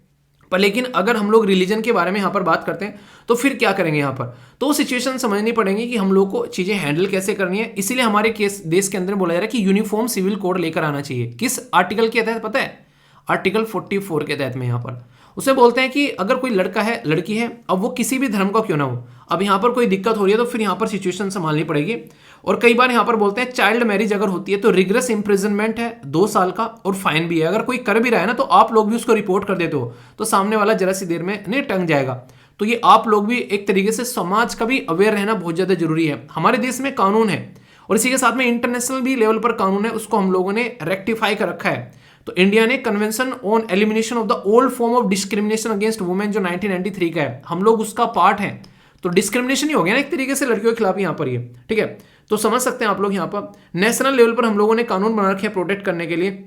चाइल्ड मैरिज के बारे में बात करें तो यहाँ पर यूएन के अंदर में convention of the consent to the marriage 1962, minimum age of the marriage registration 1962, ये सारे यूएन के कानून बता रहा हूँ। बीजिंग डिक्लेरेशन है 1995 का, वो भी चाइल्ड मैरिज के बारे में बात करते हैं। तो बोला ना कि हमारे देश के अंदर में नहीं है, टोटल मिलाकर 1/3 लगभग हमारे देश के अंदर में है, इनके 15 लाख और लगभग 45 से 50 लाख जो है वो दुनिया में ऐसे केसेस देखने को मिलते हैं। तो इतने बच्चे जो हैं वो इस पर्टिकुलर मुद्दे की चपेट में आकर अपनी लाइफ जो है वो बर्बाद कर बैठते हैं। तो ये सिचुएशन आप लोगों को यहाँ पर देखने को मिलेगी। तो इस पर काम करना काफी ज्यादा जरूरी है, वरना दिक्कतें सामने निकल कर यहाँ पर आती हैं, ठीक है। तो ये आप लोग समझ सकते हैं। तो कल को कोई ऐसा केस बने तो उसको आप लोग अंडरस्टैंड यहाँ पर कर सकते हैं, ठीक है। कुछ क्वेश्चंस मैं आप लोगों से यहाँ पर डिस्कस करूंगा जिससे आप लोग समझ पाएंगे चीजों को अच्छे से। जैसे बात की जा रही है कि पोक्सो के बारे में आप लोगों को यहाँ पर बताना है। 2012 का कानून है, बोला गया था law recognise a minor consent as a valid. दूसरा बोला गया कि पुलिस जो है वो अरेस्ट कर सकती है विदाउट वारंट। तो सही स्टेटमेंट यहाँ पर कौन सी आप लोगों को देखने को मिलेगी? तो ओनली 1, ओनली 2, बोथ या फिर नन। तो सही आंसर क्या है यहाँ पर? तो ये काफी इंपॉर्टेंट है, ऐसा क्वेश्चन आप लोगों से पूछा जा सकता है आसानी से। अगर आप लोग बोले कि समाज में जो खासकर वुमेन इंपावरमेंट के बारे में बात करते हैं, तो अगर आप लोग कोई ऐसा स्टेटमेंट भी दें इंटरव्यू के अंदर में, तो भी आप लोगों से पूछा जा सकता है। यहाँ पर जो रिकॉग्नाइज किया जाता है माइनर, ठीक है, तो लॉ डज नॉट रिकॉग्नाइज, मतलब एक छोटा सा बच्चा है, उसकी शादी कर दी गई है, अब उसके साथ में कोई फिजिकल रिलेशन बना रहा है, ठीक है, तो वहां पर उससे पूछा कि तुम्हारे साथ में फिजिकल रिलेशन बनाए जा सकते हैं, वो उसका हाँ भरना भी वहां पर कंसेंट नहीं माना जाएगा, क्योंकि वो ऐसी सिचुएशन में ही नहीं है, उसकी शरीर भी ऐसा नहीं है कि वो आगे चल के अगर प्रेग्नेंट हो जाती है बच्ची, तो कैसे चीजें सिचुएशन हैंडल हो पाएगी।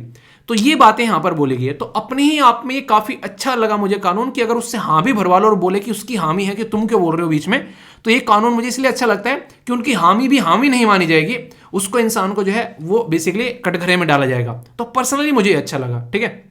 तो देश के अंदर कानून है, तो आंसर यहां पर बी हो गया। तो कंसेंट नहीं कंसेंट मानी जाएगी यहां पर एक तरीके से, ठीक है। तो ये काफी अच्छा है। एक और क्वेश्चन है यहां पर आप लोगों के सामने, बात की जा रही है यहां पर status of the child marriage in India. तो यूनिसेफ के द्वारा यहां पर बेसिकली बोला जा रहा है यहां पर कि 1.5 मिलियन गर्ल्स जो है अंडर 18 उनकी शादी हो जाती है इंडिया के अंदर में। नेशनल फैमिली हेल्थ सर्वे के बारे में बात करते हैं, 23.3% जो वुमेन है वो मैरिज आप लोगों को देखने को मिलेगी before attaining the legal age of 18, और इसी के साथ में 26% थी यहाँ पर basically national family health survey 4 के हिसाब से। तो 4 और 5 में यहाँ पर देखोगे तो थोड़ा सा इंप्रूवमेंट है, यानी कि यहाँ पर कम हो गई है। दूसरा फिगर जो है अगर बात करें मैरिज अराउंड द मैन, तो यहाँ पर आप लोगों को उसमें बोला कि कंपेरेटिवली इंक्रीज हो गई है। तो अभी डेटा दिखाऊंगा तो आप लोग समझ पाएंगे इसकी। तो ओनली 1, ओनली 2 या फिर ऑल 3 सही स्टेटमेंट क्या है अगर यहाँ पर बात की जाती है? तो इसके हिसाब से आप लोगों को बताना है। तो इसका आंसर क्या है, इसका आंसर मैं आप लोगों को बताता हूं, इसका आंसर है बी, 2 स्टेटमेंट यहां पर करेक्ट आप लोगों को देखने को मिलेगी। तो टोटल सारा डेटा आप लोगों के सामने है, ये आप लोग यहां पर समझ सकते हैं, कोई कंफ्यूजन नहीं होना चाहिए। अगर मैन के बारे में आप लोग बात करोगे तो 17.7 था नेशनल फैमिली हेल्थ सर्वे 5वें के हिसाब से, और 4 के हिसाब से यहां पर 20 था, इनके घट गए हैं यहां पर, ठीक है। तो ये आप लोग समझ सकते हैं। तो ये डेटा ऐसा है जो कि आप लोग यूज भी कर सकते हैं आंसर राइटिंग के लिए भी। और यहां से आंसर राइटिंग आता है क्या, 2016 में क्वेश्चन आप लोग देख सकते हैं कि examine the main provision of the national child policy, ठीक है, उसके ऊपर लाइट डालनी है और कैसे उसकी एक तरीके से आप लोग इंप्लीमेंटेशन देखने को मिल रही है। कानून है देश के अंदर में, पर फिर भी चाइल्ड मैरिज के केसेस निकल कर आ रहे हैं। तो कैसी इंप्लीमेंटेशन हो रही है, आप लोगों को क्या लगता है, अच्छी इंप्लीमेंटेशन हो रही है फिर बुरी इंप्लीमेंटेशन हो रही है, क्या बोलोगे आप लोग इसके बारे में।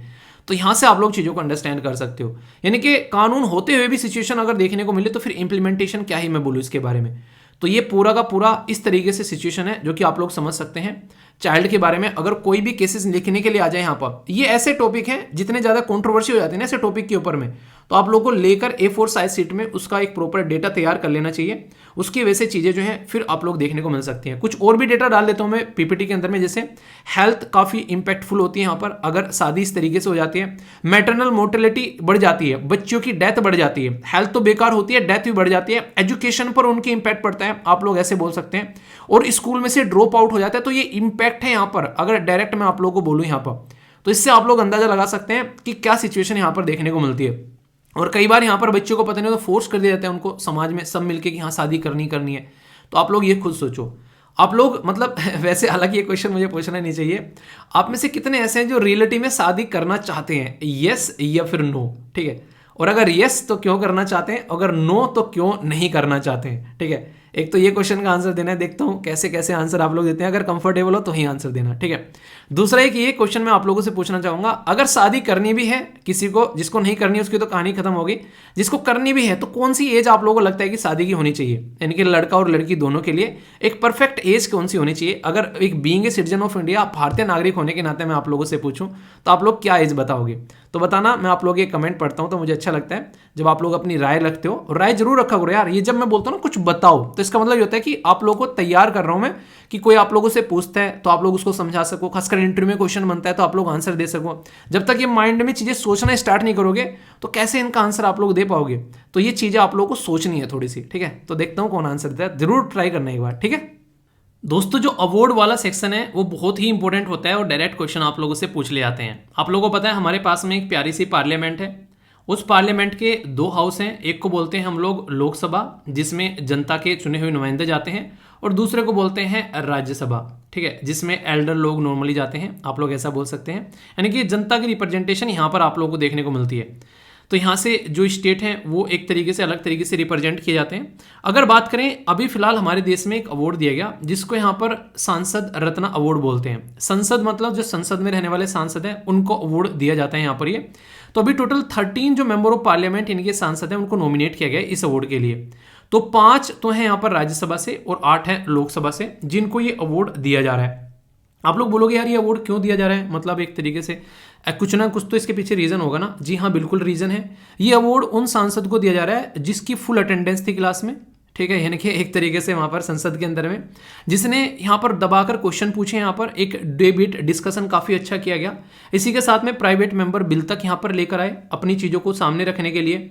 तो ये ऐसे सांसद थे जो कि संसद में एक तरीके से माहौल अच्छा बनाने का काम इनके द्वारा किया गया। तो आप लोग इसके बारे में याद रखिएगा। हमारी लोकसभा में टोटल मिलाकर अगर मैक्सिमम मेंबर की आप लोगों से बात की जाए तो 552 मैक्सिमम मेंबर हो सकते हैं, पर प्रेजेंट टाइम पर जो ये मेंबर हैं इनकी संख्या आप लोग याद रखिएगा वो 545 थी। क्यों बोला मैंने, अभी इसके पीछे में आता हूं आप लोगों को, और यहां से एक छोटा सा टॉपिक भी आप लोगों का कवर हो जाएगा जो कि इंपॉर्टेंट है। 545 इसलिए बोला थी क्योंकि अब यहां पर 543 मेंबर है। सर 2 कहाँ गए, 2 जो है उनकी छुट्टी कर दी। छुट्टी क्यों, हमेशा के लिए कर दी। जी हाँ, बिल्कुल हमेशा के लिए कर दी। 2 नॉमिनेटेड मेंबर थे और ये वो मेंबर थे जिनको एंग्लो इंडियन की रिप्रेजेंटेशन दी जाती थी। पर लेकिन ये बोला गया कि आज के डेट में देश की पॉपुलेशन इतनी हो चुकी है कि अलग से 2 सीट देना एंग्लो इंडियन को ओनली जिनकी पॉपुलेशन बहुत कम है, ये कोई सही डिसीजन नहीं है। तो इसलिए हमारे देश में एक संविधान संशोधन किया गया और इसका बिल का नाम आप लोग याद रखिएगा। जो बिल था वो था 126वां 2019 में लेकर आया गया, पर लेकिन सारे बिल पास नहीं होते हैं, इसलिए कुछ खत्म भी हो जाते हैं, इसलिए यहाँ पर एक्ट की संख्या कम होती है। तो जो अमेंडमेंट एक्ट बना वो बना 104वां। यानी कि 104वां संविधान में संशोधन किया गया जो एक्ट बना, ये था बेसिकली 2019 का 104 कॉन्स्टिट्यूशन अमेंडमेंट एक्ट 2019 का। उसने क्या किया, उसने जो 2 सीट थी यहां पर एंग्लो इंडियन कम्युनिटी की, वो खा गया उसको और बोला कि अब एंग्लो इंडियन कम्युनिटी की रिप्रेजेंटेशन यहां पर नहीं होनी चाहिए। तो ये बातें यहां पर देखने को मिली। तो इसके चलते यहां पर अभी एंग्लो इंडियन की रिप्रेजेंटेशन 2 सीट का रिजर्वेशन खत्म कर दिया गया है। तो 543 सीटें आप लोगों को यहां पर देखने को मिलती हैं। ये जो 543 सीटें हैं, नॉर्मल अगर मैं आप लोगों से बात करूं, जैसे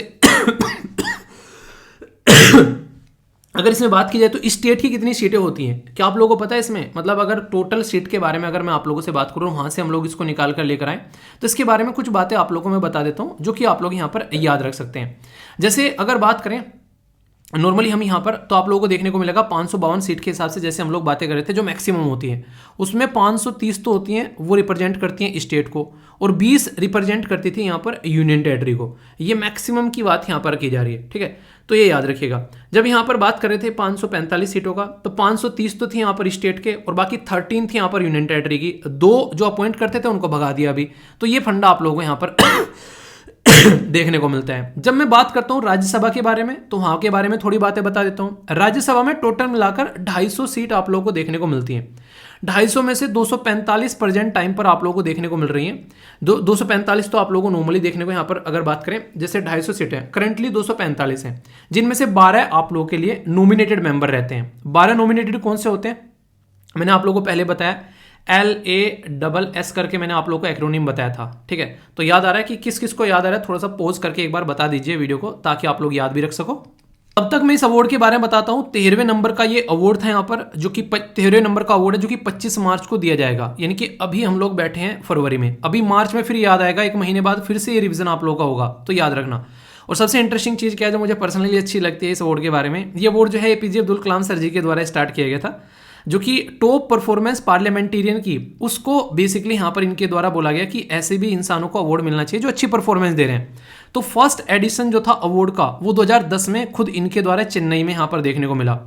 अब तक का देखे तो 90 टॉप परफॉर्मर जो है पार्लियामेंटर, उनको अवार्ड मिल चुके हैं। और 13th अवार्ड में जो ये 90 है यहाँ पर बेसिकली, अभी यहाँ पर जो एडिशन होने जा रहा है, तो बोला जा रहा है कि लगभग सेंचुरी आप लोगों को यहाँ पर इनकी होती नजर आएगी अवार्ड की, ठीक है। अभी मुद्दा क्या है मैं आप लोगों को अगर बता दूं यहाँ पर, तो मुद्दा यहाँ पर, एक सेकंड यार कहाँ पहुंच गया है। अभी यहाँ पर मुद्दा क्या है, जैसे कि आप लोग देखेंगे यहाँ पर, जैसे अवार्ड अगर दिए जाते हैं तो इंसान जो है वो अच्छे से परफॉर्म करने की कोशिश करता है, ठीक है, कि हाँ मुझे अवार्ड मिलेगा, तो एक तरीके से सही तरीके से वहाँ पर कम से कम पार्लियामेंट में रिप्रेजेंटेशन देखने को मिलती है। लास्ट के यहाँ पर लिटरेचर के फील्ड में, आर्ट के फील्ड में, सोशल सर्विस और साइंस के फील्ड में कंट्रीब्यूशन अगर कोई दे रहा है, तो उनको यहाँ पर ये बेसिकली नॉमिनेट किए जाते हैं 12 मेंबर राज्यसभा के अंदर में।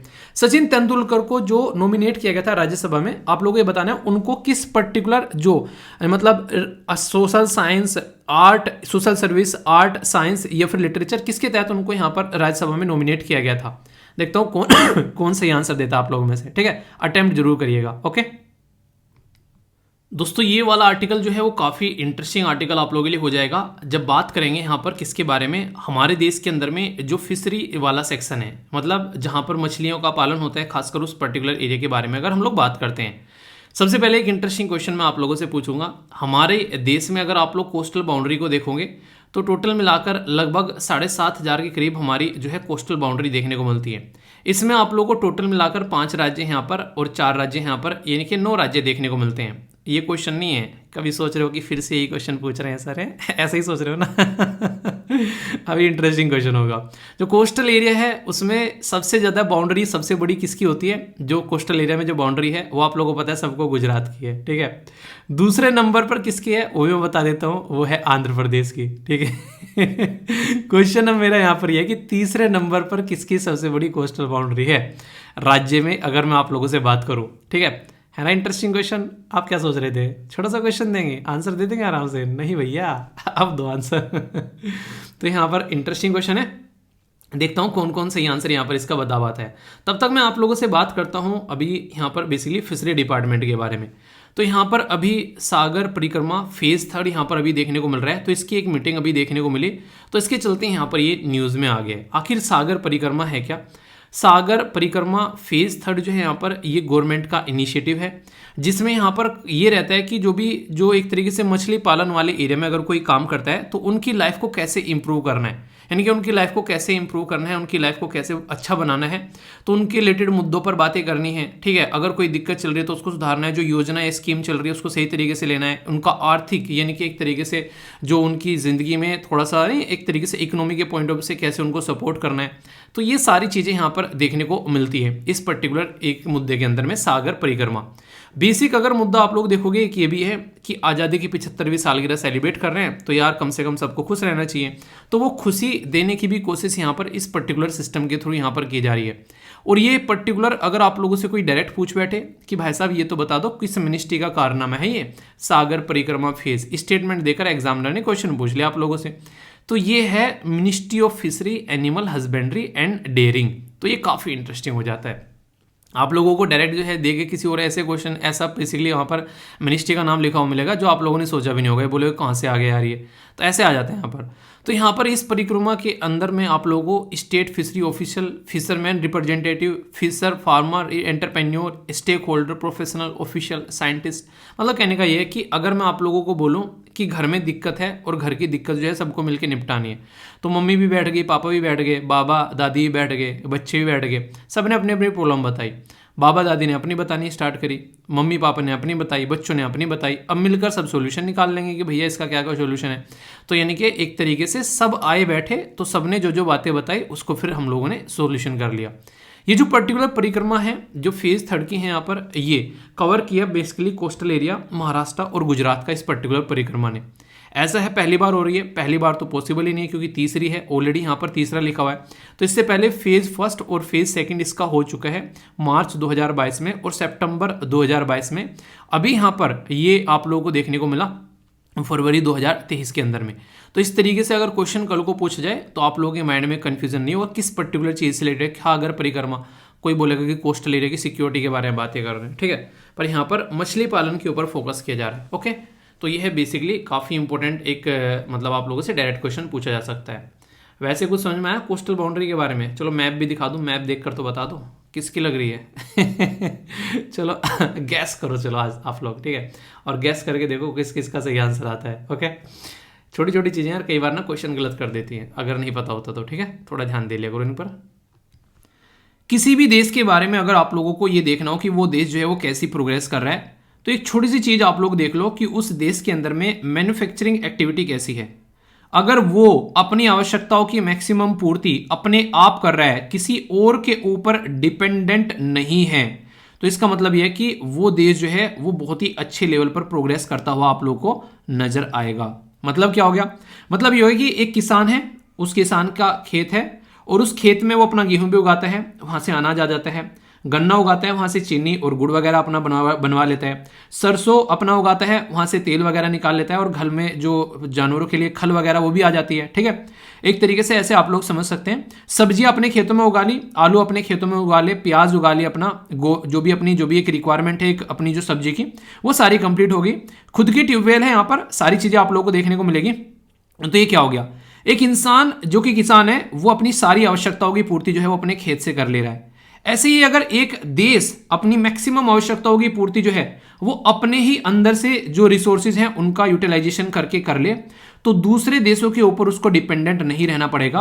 और जब दूसरे देशों के ऊपर वो डिपेंडेंट नहीं रहेगा तो उनके दबाव में भी काम नहीं करेगा। आप लोगों को पता है हमारे देश में आज की डेट में भी जो एनर्जी आती है वो इस एरिया से बहुत ज़्यादा आती है। तो लगभग देश में जो एनर्जी यानी कि क्रूड ऑयल हम लोग इंपोर्ट कर रहे हैं वो 85% हम लोग बाहर से लेकर आ रहे हैं। तो सोचो इन देश में अगर ये आपस में भी लड़ रहे हैं ना तो भी हमारी जो नींद है वो खराब होने लगती है, ठीक है। तो इस तरीके की दूसरे के ऊपर डिपेंडेंसी होती है। तो रसिया से हम लोगों ने अभी तीसरा एक एंगल खोला तो वो एक पॉजिटिव चीजें अभी हमारी देखने को मिल रही है। अभी ये आर्टिकल में मैंने ये सारी चीजें क्यों बताई? क्योंकि ये सारी चीजें डायरेक्टली आप लोगों को देखने को मिलेगा देश की इकोनॉमी के साथ में, और देश की इकोनॉमी बढ़ती है यहाँ पर उसके अंदर में जो भी मैन्युफैक्चरिंग की एक्टिविटी बढ़ती है, इसी के ऊपर एक इंडेक्स तैयार किया जाता है जिसको बोलते हैं PMI। यानी कि याद रखिएगा यहाँ पर इसको मैन्युफैक्चरिंग जो परचेजिंग मैनेजर इंडेक्स के नाम से आप लोग जानते हैं, जिसको PMI भी बोला जाता है। परचेजिंग मैनेजर इंडेक्स बोलते हैं वैसे, पर लेकिन इनडायरेक्ट वे में यहाँ पर इस इंडेक्स के अंदर क्या क्या चीजें हैं वो सारी चीजें मैं आप लोगों को समझाऊंगा बहुत ही बेसिक तरीके से। 2022 का एनालिसिस यहाँ पर किया जा रहा है कि कैसी हमारे देश में ये एक्टिविटी रही, तो इसका एक पूरा चार्ट इसने यहाँ पर समझा दिया है जनवरी से लेके दिसंबर तक का। तो एक अच्छे लेवल पर इंडिया के अंदर में मैन्युफैक्चरिंग एक्टिविटी जो है वो यहाँ पर कंप्लीट हो गया, हमारा बेसिकली ये साल कंप्लीट हुआ है। तो ये पॉजिटिव बात हो गई यहाँ पर, तो मुंह मीठा करने वाली बात है। तो बधाई हो कि हमारे देश में ये चीजें अच्छे लेवल पर जाकर खत्म हुआ है ये साल। सबसे पहले आप लोगों को बोल देते ना कि एक तरीके से यात्रीगण कृपया ध्यान रखें, अपनी पेटी बांध लें, आप लोग इस पर्टिकुलर टॉपिक से क्वेश्चन गलत कर सकते हैं। मतलब क्या हो गया, मतलब यहां पर ये होगा कि इसके नाम पर न जाएं। नाम क्या है इसका, परचेजिंग मैनेजर इंडेक्स, और अभी मैंने बात की यहां पर मैन्युफैक्चरिंग की। पर लेकिन यहां पर देखने को मिलेगा इसके अंदर में आप लोगों को दोनों चीजें नजर आती है, सर्विस भी आप लोगों को नजर आती है और मैन्युफैक्चरिंग भी आप लोगों को नजर आती है। तो सर्विस के लिए जो इंडेक्स होता है उसको हम लोग बेसिकली बोलते हैं मैन्युफैक्चरिंग पीएमआई, और सॉरी मैन्युफैक्चरिंग के लिए जो होता है उसको मैन्युफैक्चरिंग पीएमआई बोलते हैं, जो मैन्युफैक्चरिंग के लिए होता है। जो सर्विस के लिए होता है उसको सर्विस पीएमआई के नाम से हम लोग जानते हैं। तो ये दो चीजें आप लोगों को याद रखनी है, ये काफी इंपॉर्टेंट है। समझ में आ गया इतना, कोई भी डाउट आप लोगों को नहीं होना चाहिए यहां तक का। अब आगे की चीजें मैं आप लोगों को बताता हूं। जैसे सर्विस सेक्टर के बारे में बात करें तो सर्विस होता क्या है, जैसे आप लोग डॉक्टर के पास में जाते हैं तो सर्विस देता है, ठीक है। वो आप लोगों को ऐसा नहीं कि एक तरीके से आप लोगों को कोई प्रोडक्ट बना के दे रहा है, नहीं, सर्विस देगा वो आप लोगों को। टीचर के पास में जाएंगे तो पढ़ा रहा है आप लोगों को, तो सर्विस दे रहा है। मीडिया एंटरटेनमेंट मूवी देखने जाते हैं, क्या मिलता है वहां पर, आप लोग कुछ लाते हो वहां से मूवी में से निकाल के कुछ, वो सर्विस होती है जो आप लोग सीखते हो, अपने आप को एंटरटेन करते हो। इंफॉर्मेशन टेक्नोलॉजी जो इंटरनेट के थ्रू जो चीजें होती हैं, जो ये सारी चीजें हैं, ये सर्विस की कैटेगरी में आती है। यानी कि सर्विस जो है वो यहां पर एक तरीके से चार्ज किया जाता है सर्विस का। और यहां पर पता है सर्विस में ज्यादा कोई ढांचा लगता नहीं है। जैसे मान लीजिए अगर आज की डेट में मैं कोई किताबें प्रिंट करके आप लोगों को देने लगूं, तो ये क्या होगा, ये मैन्युफैक्चरिंग वाली कैटेगरी आ जाएगी कि किताबें कागज चाहिएगा, ठीक है, उसको प्रिंट करना पड़ेगा, आप लोगों के पास में जाएगी। तो ये क्या हो गया, अब ये मैन्युफैक्चरिंग की कैटेगरी में आ गया। पर जब तक मैं पढ़ा रहा हूं और आप लोगों को बस पीडीएफ प्रोवाइड करा देता हूं मैं टेलीग्राम पर जाकर इस लेक्चर की, कि आप लोगों को मिल जाएगी हिंदी और इंग्लिश दोनों में, आप लोग जाकर डाउनलोड कर लेना। तो इसका मतलब क्या हो गया, इसका मतलब यहां पर ये हो गया कि मुझे वो पीपीटी बनानी है और आप लोगों को पीडीएफ डाउनलोड करनी है, हाथों में नहीं आएगी आप लोगों के, आप लोग उसको गैजेट में ही देख सकते हैं, वो सॉफ्ट कॉपी होगी। वो अलग बात है कि आप लोग उसका प्रिंट आउट निकलवा लो अपने आप से, ठीक है। पर मैंने प्रिंट आउट नहीं निकाल के दिया, क्यों, क्योंकि उसकी कॉस्ट आती, अब उसकी कॉस्ट आती तो इतने सारे बच्चे पढ़ रहे हैं, मान लो 1 लाख, अब उनको एक एक रुपया भी अगर मैं उससे लूं तो आप लोग खुद समझो यहाँ पर, मतलब 1 रुपये की तो प्रिंट होगा नहीं, एक लेक्चर में इतनी सारी स्लाइड होती हैं, तो उन स्लाइड का सोचो एक एक कोई प्रिंट आउट करने का 1 रुपया भी एक प्रिंट कर लो तो एक लेक्चर के 100 रुपये बैठते हैं, ठीक है, एक पर्टिकुलर प्रिंट आउट के। तो अगर मैं एक बच्चे को भी अगर देने लगूँ यहाँ पर इस तरीके से और मैं बोलूँ कि फ्री में ले जाओ अगले दिन मैं किसी चौराहे पे कटोरा लिए मिलूंगा, ठीक है, अरे सर आप यहाँ, मैंने कहा बच्चों ने लूट लिया तो कहने का मतलब है कि क्योंकि मुझे कुछ देना नहीं पड़ रहा है, मैं बस अपनी एनर्जी दे रहा हूं आप लोगों को, ठीक है, मैं अपनी जो एक एजुकेशन है वो आप लोगों को दे रहा हूं, आप लोगों को कुछ बेच नहीं रहा हूं कि मेरा ये प्रोडक्ट है आप लोग इसको खरीद लो। ये प्रोडक्ट आप लोग हाथ में लेके फील करोगे कि अच्छा अच्छा ये किताब अच्छी है, अच्छा ये बेसिकली कुछ एक प्रोडक्ट हो गया, नहीं, एक तरीके से मैं मान लीजिए मोबाइल बांटने लगूँ, तो वो क्या होता है, मैन्युफैक्चरिंग एक्टिविटी में आ जाता है। इसीलिए सर्विस सेक्टर पर आप लोगों को देखने को मिलेगा 18% का जीएसटी लगाया जाता है, तो ये काफी बड़ी बात है। जबकि मैन्युफैक्चरिंग पे बहुत सारे प्रोडक्ट अलग अलग कैटेगरी में आते हैं, वैसे 5 के करीब आप लोगों को देखने को मिलता है या फिर मैक्सिमम 12, क्योंकि यहां पर बहुत सारी मेहनत लगती है जब मैन्युफैक्चरिंग वाली कैटेगरी में आते हैं। तो जीएसटी भी इसीलिए रखा गया, और डॉक्टर के ऊपर जीएसटी नहीं लगता है, ये ध्यान रखिएगा, ठीक है क्योंकि वो एक बेसिक चीज के अंदर में आता है। पर लेकिन अगर किसी इंस्टीट्यूशन में जाकर आप लोग जैसे कोर्स लेते हैं, अगर कोई बात करते हैं, कहीं पर आप लोग फीस पे करते हैं, उसके ऊपर 18% जीएसटी आप लोगों को पे करना पड़ेगा, ठीक है। तो ये एक तरीके से बेसिक चीजें मैं आप लोगों को बता रहा हूं जिससे कि आप लोग चीजें समझ पाओ कैसे कैसे क्या क्या चीजें चलती हैं। तो ये दोनों के लिए होता है यहां पर, ये आप लोग याद रखिएगा, जो कि काफी इंपॉर्टेंट है, और ये मंथली आप लोगों के सामने निकल कर आता है। तो मंथली बेसिस पर यहां पर ये सर्वे किया जाता है, ठीक है, जो भी यहां पर डिफरेंट कंपनीज का, और उसके बाद में आप लोगों के सामने पूरा ट्रेंड निकल कर आता है। ये पूरा जो पीएमआई है इसको बेसिकली कंपाइल कौन करता है, तो ये है IHS मार्केट। तो IHS मार्केट के द्वारा यहां पर इसको कंपाइल किया जाता है, जो कि आप लोगों के सामने यहां पर ये पूरा डेटा ये इकट्ठा करके लाती है। और IHS जो मार्केट है ये एक लंदन बेस्ड ग्लोबल लीडर है, इंफॉर्मेशन को एनालिसिस करने वाली एक ऑर्गेनाइजेशन है, जो कि मेजर इंडस्ट्री या मार्केट में जो भी चीजें चल रही हैं वर्ल्ड वाइड, उसके बारे में एक इंफॉर्मेशन इकट्ठा करके ये आप लोगों के सामने लाकर परोस देता है कि भाई साहब लो, ये आप लोगों ने किया है, ये इस तरीके से चीजें आप लोगों की देखने को मिल रही हैं। अब जो बात मैं आप लोगों को बताने जा रहा हूं वो इंपॉर्टेंट है और यहां से क्वेश्चन भी आप लोगों के पूछे जा चुके हैं कि यार ये तो बता दो इसको कैलकुलेट कैसे करते हैं, कैसे बोलेंगे कि इंडेक्स अच्छा है, कैसे बोलेंगे कि इंडेक्स बुरा है, और कहां से हम लोग बोलेंगे कि अच्छी डायरेक्शन में चल रहे हैं, बुरी डायरेक्शन में चल रहे हैं, नापेंगे कैसे इसको। तो नापने का जो पैमाना है, जो इसका फित्ता है, जो मीटर है इसका यहां पर, जो लीटर है यहां पर, जो भी बोलो आप लोग यहां पर, ये है बेसिकली टारगेट 0 से लेके 100 के बीच में इसका एक नहीं सुई घूमती है। इसमें अगर बात करें प्रिंट अगर अबोव 50 हो रहा है इसका मतलब है कि इकोनॉमी बढ़ रही है, और अगर बिलो 50 हो रहा है तो इसका मतलब है कि कॉन्ट्रैक्शन हो रहा है। यानी कि अगर इंडेक्स जो है वो आप लोगों का 50 के प्लस जा रहा है तो इसका मतलब है कि अच्छी अच्छी चीजें चल रही हैं, खुशी है, बल्ले बल्ले करते रहो। पर लेकिन अगर 50 के नीचे आ रहा है तो इसका मतलब है कि दुखी के दिन चल रहे हैं भाई साहब, नेगेटिव डायरेक्शन में चल रहे हैं। तो बेस क्या होगा, वो होगा 50, 50 के ऊपर 50 के नीचे देखा जाएगा। 50 पर अगर है तो इसका मतलब है कि कोई चेंज नहीं है। तो यहां पर प्रीवियस मंथ के कंपेयर में यहां पर करंट मंथ को चेक किया जाता है और उसके बेस पर बताते हैं कि ये बढ़ रहा है, घट रहा है, या जो इकोनॉमी जो है वो कॉन्ट्रैक्ट कर रही है या फिर एक्सपेंड कर रही है, तो ये देखने को मिलता है। तो ये इंफॉर्मेशन जो प्रोवाइड कराई जाती है तो इसके बेसिस पर हम लोग कई बार क्या देख लेते हैं, अगर आज की डेट में आप लोग अपनी अच्छे से पढ़ाई कर रहे हो, आप लोग जो भी टेस्ट लगा रहे हो उसके अंदर आप लोग के अच्छे मार्क्स आ रहे हैं, तो इसके बेसिस पर फ्यूचर में पता ये लगाया जा सकता है कि इस बच्चे के सिलेक्शन होने के चांसेस कितने हैं। ऐसे ही ये इंडिकेटर क्या करते हैं, ये इंडिकेटर यहां पर ये बताते हैं कि आने वाले टाइम पे देश के अंदर में इकोनॉमी कैसी रहने वाली है, तो उसका एक एनालिसिस किया जाता है। उसके बेस पर यहां पर कंडीशन पता चलती है मार्केट की क्या है, कहां पर आप लोग इन्वेस्ट कर सकते हैं, किस तरीके से आप लोगों को काम करना चाहिए, ये एक अंडरस्टैंडिंग आप लोगों की डेवलप करके देता है। तो ये इसके बारे में बहुत ही बेसिक सी चीजें मैंने आप लोगों को बता दी। एक और इंपॉर्टेंट बात, जो नेक्स्ट लेवल का क्वेश्चन अगर कोई पूछने पर आप लोगों के लिए आ जाए तो ये याद रखेगा, इसको तैयार करने के लिए 5 इंडिकेटर को चेक किया जाता है। जैसे कि सबसे पहले तो यहां पर इन्वायरमेंट कैसा है, जब इंप्लॉयमेंट के बारे में बात करते हैं, किस तरीके से इंप्लॉयमेंट प्रोवाइड कराता है, तो ये 30% तो यहां से काउंट होता है। आउटपुट कैसा निकल कर आ रहा है यहां पर, यानी कि प्रोडक्शन कैसा हो रहा है यहां पर, ठीक है, 25% यहां पर इसके बारे में बातें करता है, ठीक है। न्यू ऑर्डर कैसा है यहां पर, ये आप लोगों को देखने को मिलेगा, लगभग 30% आप लोग यहां पर निकल कर आते हैं। एक तरीके से इंप्लॉयमेंट के लिए 20 है यहां पर इंप्लॉयमेंट वाले में, ठीक है, 30% यहां पर न्यू ऑर्डर में आप लोगों को देखने को मिलेगा, ठीक है। सप्लाई डिलीवरी के बारे में जब हम लोग बात करते हैं तो यहां पर 15% आप लोगों को देखने को मिलेगा, ठीक है। और स्टॉक के बारे में, इन्वेंट्री के बारे में जब हम लोग बात करते हैं तो 10% देखने को मिलेगा। तो 5 इंडिकेटर जो हैं वो यहां पर आप लोगों को देखने को मिलते हैं जब इसको तैयार किया जाता है। जब पीपीटी डाउनलोड करोगे ये 5 के 5 जो है मैं सिस्टमेटिक वे में लिख के दे दूंगा, जिससे कि आप लोग इनको रिवीजन करो तो कोई कंफ्यूजन भी आप लोगों को देखने को नहीं मिले। तो कैसे देश की अर्थव्यवस्था बढ़ रही है और किस तरीके से चीजें चल रही है, मैन्युफैक्चरिंग कितने की, क्या क्या क्या चीजें हैं, तो ये सारी बातें यहां से पता चल जाती हैं। तो बेसिक कॉन्सेप्ट है, इंपॉर्टेंट कॉन्सेप्ट है, कंफ्यूज आना नहीं है, कंफ्यूज आ गए तो फिर दिक्कत हो जाएगी, ठीक है। समझ में आया यहां तक, डाउट नहीं होना चाहिए। ऐसे थोड़ी ना छोड़ूंगा, देखूंगा तो सही कितना अच्छे से आप लोगों ने पढ़ाई की है। बोला गया कि यहां पर परचेजिंग मैनेजर जो इंडेक्स है यहां पर, उसके बारे में आप लोगों को बताना है। ये प्रोवाइड करता है इन्फॉर्मेशन करंट और फ्यूचर जो भी बिजनेस कंडीशन है उसके बारे में, कंपनीज के जो डिसीजन मेकर, एनालिटिक इन्वेस्टर, उनके बारे में। दूसरा डिटरमाइन करता है कि कैसे मार्केट की कंडीशन रहने वाली है और कैसे यहां पर ये एक तरीके से एक्सपेंड कर रहा है और कैसे कॉन्ट्रैक्ट कर रहा है, सेम जो यहां पर टाइम चेक किया जाता है। इनकरेक्ट बताना है, ओनली 1, ओनली 2, बोथ या नन। तो सीधी सीधी बात है, कोई सा भी इनकरेक्ट नहीं है, दोनों के दोनों। उन्हें कहते हैं कि छाती वो ठोक के बताते हैं भाई साहब, दोनों के दोनों सही है, ठीक है। एक और क्वेश्चन है यहां पर इसी के बारे में, बोला जा रहा है कि if the previous month PMI is higher than the current month, इसका मतलब है कि ये कॉन्ट्रैक्ट हो रहा है, यानी कि पहले वाला ज्यादा था, इस वाला कम है, तो कॉन्ट्रैक्ट हो रहा है, ठीक है। दूसरे बोला है कि पीएमआई जो है वो कंपाइल किया जाता है IHS मार्केट, जो कि यूएस से बेस है यहां पर, ठीक है। इसके बारे में बताया गया कि अराउंड 400 जो मैन्युफैक्चरर है इसके पैनल में आप लोगों को देखने को मिलते हैं और जीडीपी के बारे में पता चलता है, ठीक है। नेक्स्ट यहां पर बात की जा रही है कि इंडेक्स जो है वो प्रिवेल करता है डायरेक्शन, इकोनॉमी कैसे चल रही है, कैसे मैन्युफैक्चरिंग और सर्विस बढ़ रहा है।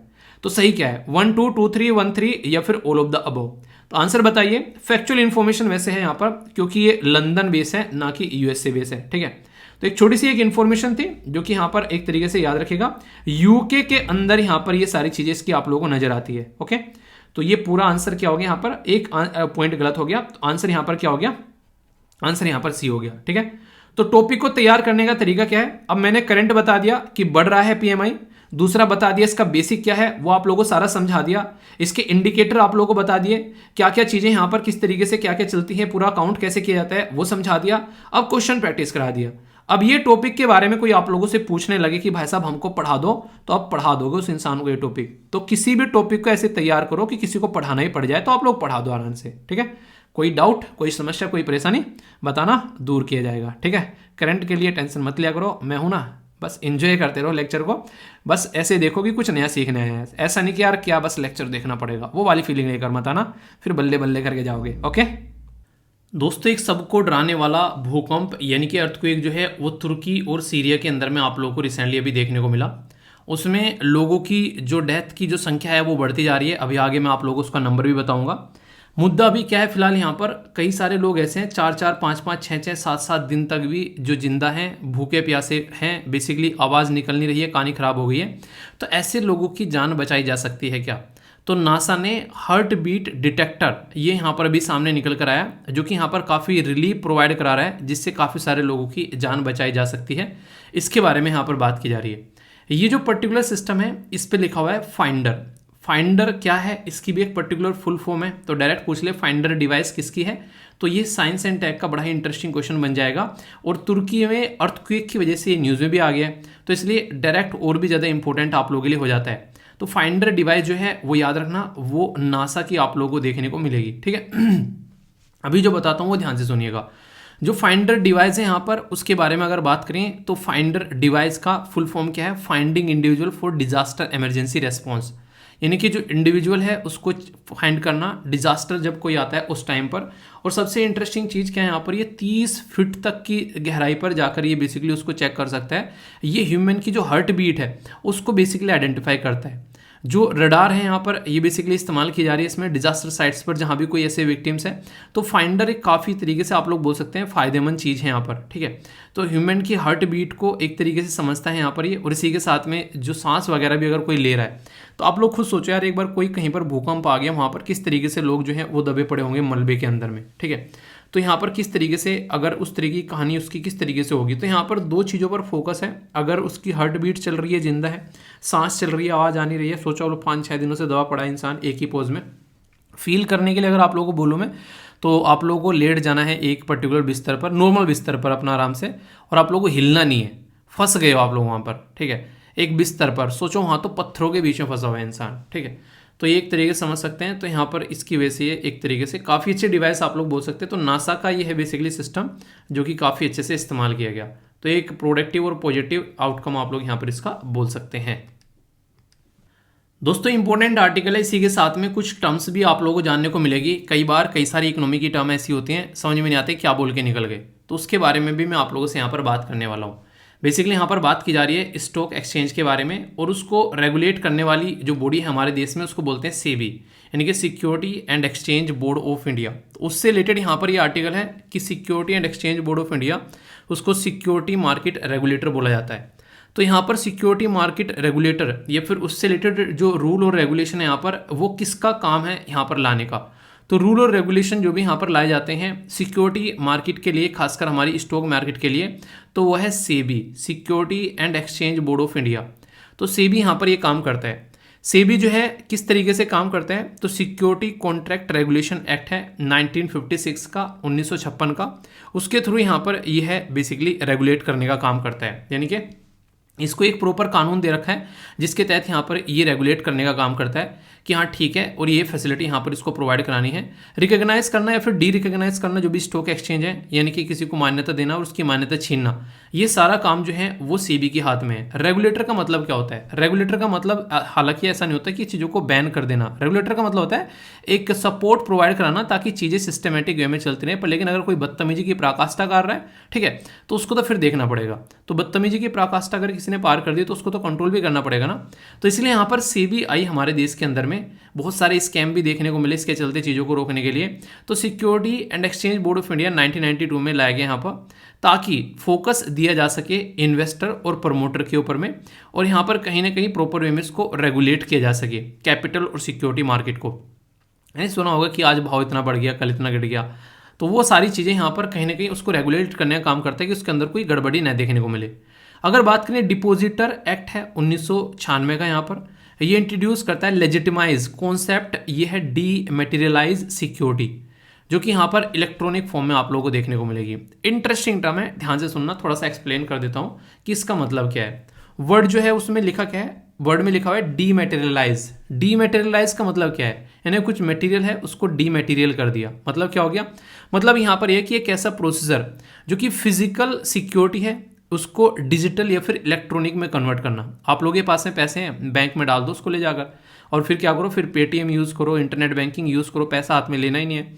तो ये क्या कर दिया आप लोगों ने, अपना जो फिजिकल मनी था उसको आप लोगों ने ऑनलाइन मनी में ट्रांसफर कर लिया। तो यहाँ पर ये भी काम करता है कि जो फिजिकल शेयर होते हैं, सिक्योरिटी होती हैं, उनको डिजिटल इलेक्ट्रॉनिकली ट्रांसफर करने को डीमैटेरियलाइज बोला जाता है। आखिर क्यों करते हैं ऐसा, बेसिक एजेंडा क्या होता है इसका, तो बेसिक एजेंडा इसका ये होता है, इस काम को करने का बेसिक मतलब क्या होता है कि ताकि आसानी से खरीदा और बेचा जा सके, चीज़ों को होल्ड करना है फिर जो भी करना है, और चीज़ों को कोस्ट इफेक्टिव बनाया जा सके और फुल प्रूफ बनाया जा सके।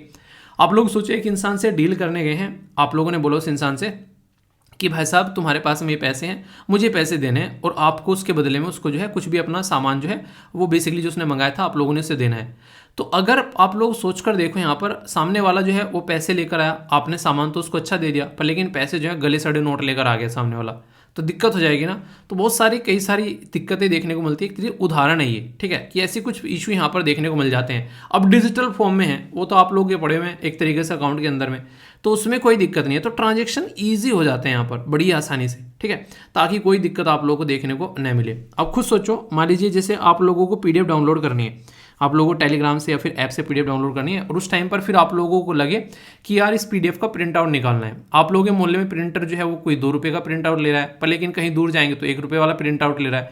आप लोगों की सहूलियत होगी जहाँ पर आप लोगों को मन करे आप लोग वहाँ पर निकाल लो, ठीक है। एक बच्चा कह रहा है कि सर इसकी प्रिंट निकाल के आप जो है इसको बेचना स्टार्ट कर दो। मैंने कहा अच्छा, मैंने कहा सामने वाला जो इंसान है वो अपने हिसाब से, पता चला किसी को खरीदने नहीं है, वो उसको सॉफ्ट कॉपी में इसको पढ़ रहा है, पर लेकिन अगर यहाँ पर फिर क्या होगा, नॉर्मली क्या होता है इसमें बहुत सारी चीज़ें लगती हैं, ठीक है, जो किताबें आप लोगों के सामने आती है ना निकल के, इसमें बहुत एक प्रोसेसर लगता है पूरा, ये इतना आसान काम नहीं होता है। तो यहाँ पर कहीं ना कहीं फिर यहाँ पर एक तरीके से ना एक पूरे सिस्टम में चीज़ें चलती हैं। अभी क्या है, अभी तो ये आसान है काम की, ठीक है, पीडीएफ प्रोवाइड करा दी, अब जिसको जिस भी हिसाब से काम करना है अपने हिसाब से कर लो। अब किसी को प्रिंट आउट निकालना है, किसी को उसकी किताब बनानी है, किसी को उसका चिट्ठी बनानी है, जो मन कर रहा है वो बना ले आराम से। तो मतलब मेरी तरफ से एक तरीके से उसको डिजिटल फॉर्म में प्रोवाइड करा देना आपको, ठीक है। तो ये आसान चीज़ हो जाती है जिसमें आप लोगों के सहूलियत की बात होती है यहाँ पर। तो इसी को कहते हैं डीमैटेरियलाइज करना चीज़ों को, ठीक है। तो डीमैटेरियलाइज जो शब्द यहाँ पर यूज़ किया गया, ये डीमैटेरियलाइज सिक्योरिटी के लिए यहाँ पर यूज़ किया गया कि उसे डिजिटल फॉर्म में कन्वर्ट कर लेना, ठीक है। कंपनी एक्ट है 2013 का, यहाँ पर ये क्या है, सेबी जो है उसको रेगुलेट करती है, एम्पावर करती है, सेबी रेगुलेट करती है, ट्रांसफर करती है सिक्योरिटीज़। तो यहाँ पर ये इसका कंपनी एक्ट के थ्रू यहाँ पर ये काम चलता है। तो ये बेसिक चीज़ें हैं सारी, कन्फ्यूजन माइंड में नहीं होना चाहिए, ओके। यहाँ पर बात कर रहे हैं इकोनॉमी के आर्टिकल के बारे में, जो जीएसटी है यानी कि गुड्स एंड सर्विस टैक्स की जो अभी काउंसिल हुई उसमें एक्सेप्ट कर लिया गया है, जो यहाँ पर जीओएम के द्वारा, कि जो भी एपेलेट ट्रिब्यूनल जो कि डिस्प्यूट रिड्रेसल की बात करता है उसको सेटअप किया जाएगा। इस आर्टिकल को मैं थोड़ा सा डिटेल में डिस्कस कर लूँगा कल। यहाँ पर इसको मैं डिस्कस तो करना चाह रहा था, पर लेकिन आज जो है इसको डिस्कस करने का टाइम नहीं मिला। कल इसके बारे में थोड़ा सा मैं आप लोगों से बात करूँगा जीएसटी से रिलेटेड। हालांकि बेसिक तो जीएसटी के बताऊंगा ही बताऊंगा, साथ में यहाँ पर ये बात करेंगे अभी ये न्यूज़ में क्यों आ रखा है, ठीक है।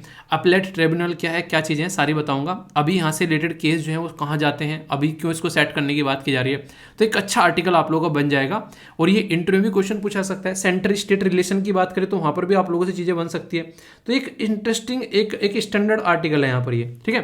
तो अच्छे से समझ लेंगे उसको। आरबीआई ने इश्यू किया है यहाँ पर minimum capital requirement for the market risk, यानी कि मार्केट रिस्क में मिनिमम कैपिटल रिक्वायरमेंट की बात की जा रही है।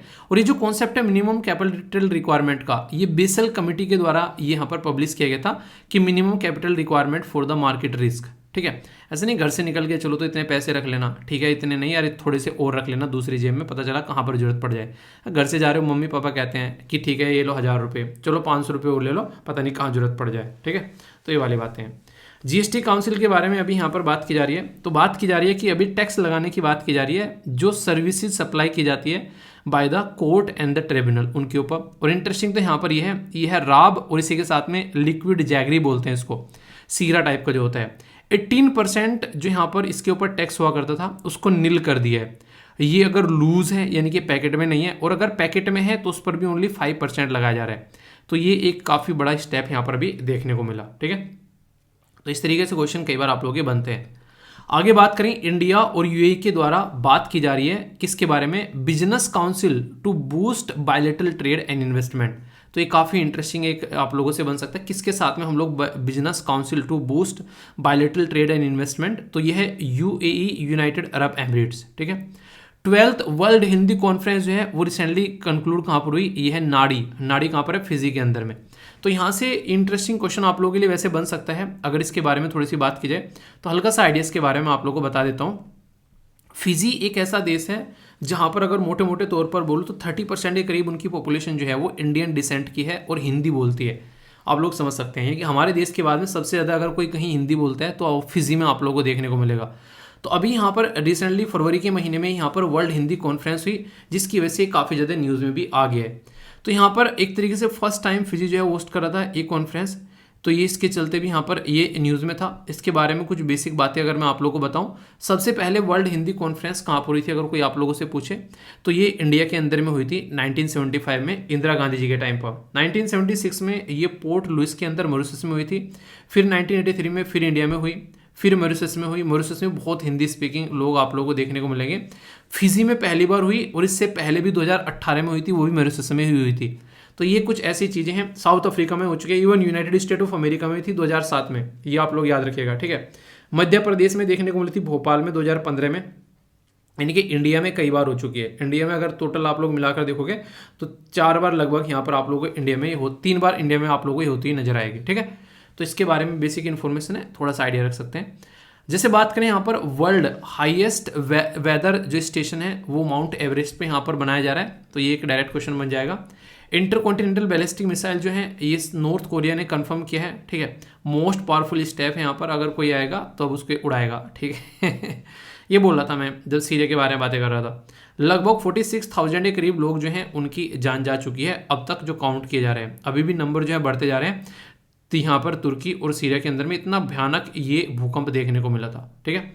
अंडर वाटर नॉइज जो है उसकी वजह से मैरीन लाइफ जो है वो खतरे में है, यानी कि वहाँ पर बहुत ज़्यादा नॉइज होता है। तो ये तो आप सभी लोग जानते हैं कि क्या बदतमीजी चलती रहती है, इतनी सारी जो हम लोग इधर उधर घुमाते रहते हैं, अपना क्या रहते हैं जो भी चलते रहते हैं ना, हमारे साजगीर में सामान है जो भी हम लोग लेते जाते रहते हैं, तो उसी के बारे में बातें की जाए, ठीक है। ये थी बेसिक इन्फॉर्मेशन। आज का आपका नेशनल वाला पहले करना था वो रह गया। चलो, फेज 3 सागर परिक्रमा का जो है वो स्टार्ट हुआ भी यहाँ पर। बेसिकली गुजरात और महाराष्ट्र मैंने आप लोगों से डिस्कस किया। All India council for technical education ये लॉन्च कर रही है अपना करिकुलम कि टेक्निकल कोर्स जो है सेमीकंडक्टर डिजाइनिंग में काम किया जा सके। हम लोग काफ़ी हद तक यहाँ पर ताइवान और यहाँ पर चाइना के ऊपर डिपेंडेंट थे, पर लेकिन जैसा माहौल बनता हुआ नजर आ रहा है तो कभी भी यहाँ पर हमारे ऊपर जो है एक तरीके से ना रोक लग सकती है, तो उसको सही तरीके से लेकर चलने की कोशिश की जा रही है। नॉर्थ इंडिया में पहला हरियाणा गोरखपुर के अंदर में न्यूक्लियर पावर प्लांट जो है वो भी आ रहा है, ठीक है। तो इसकी वजह से न्यूज़ में जो minister of communication electronics and information technology railway जो अश्विनी वैष्णव साहब जो हैं वो यहाँ पर बात कर रहे हैं यहाँ पर सेमीकॉन इंडिया कॉन्फ्रेंस के बारे में।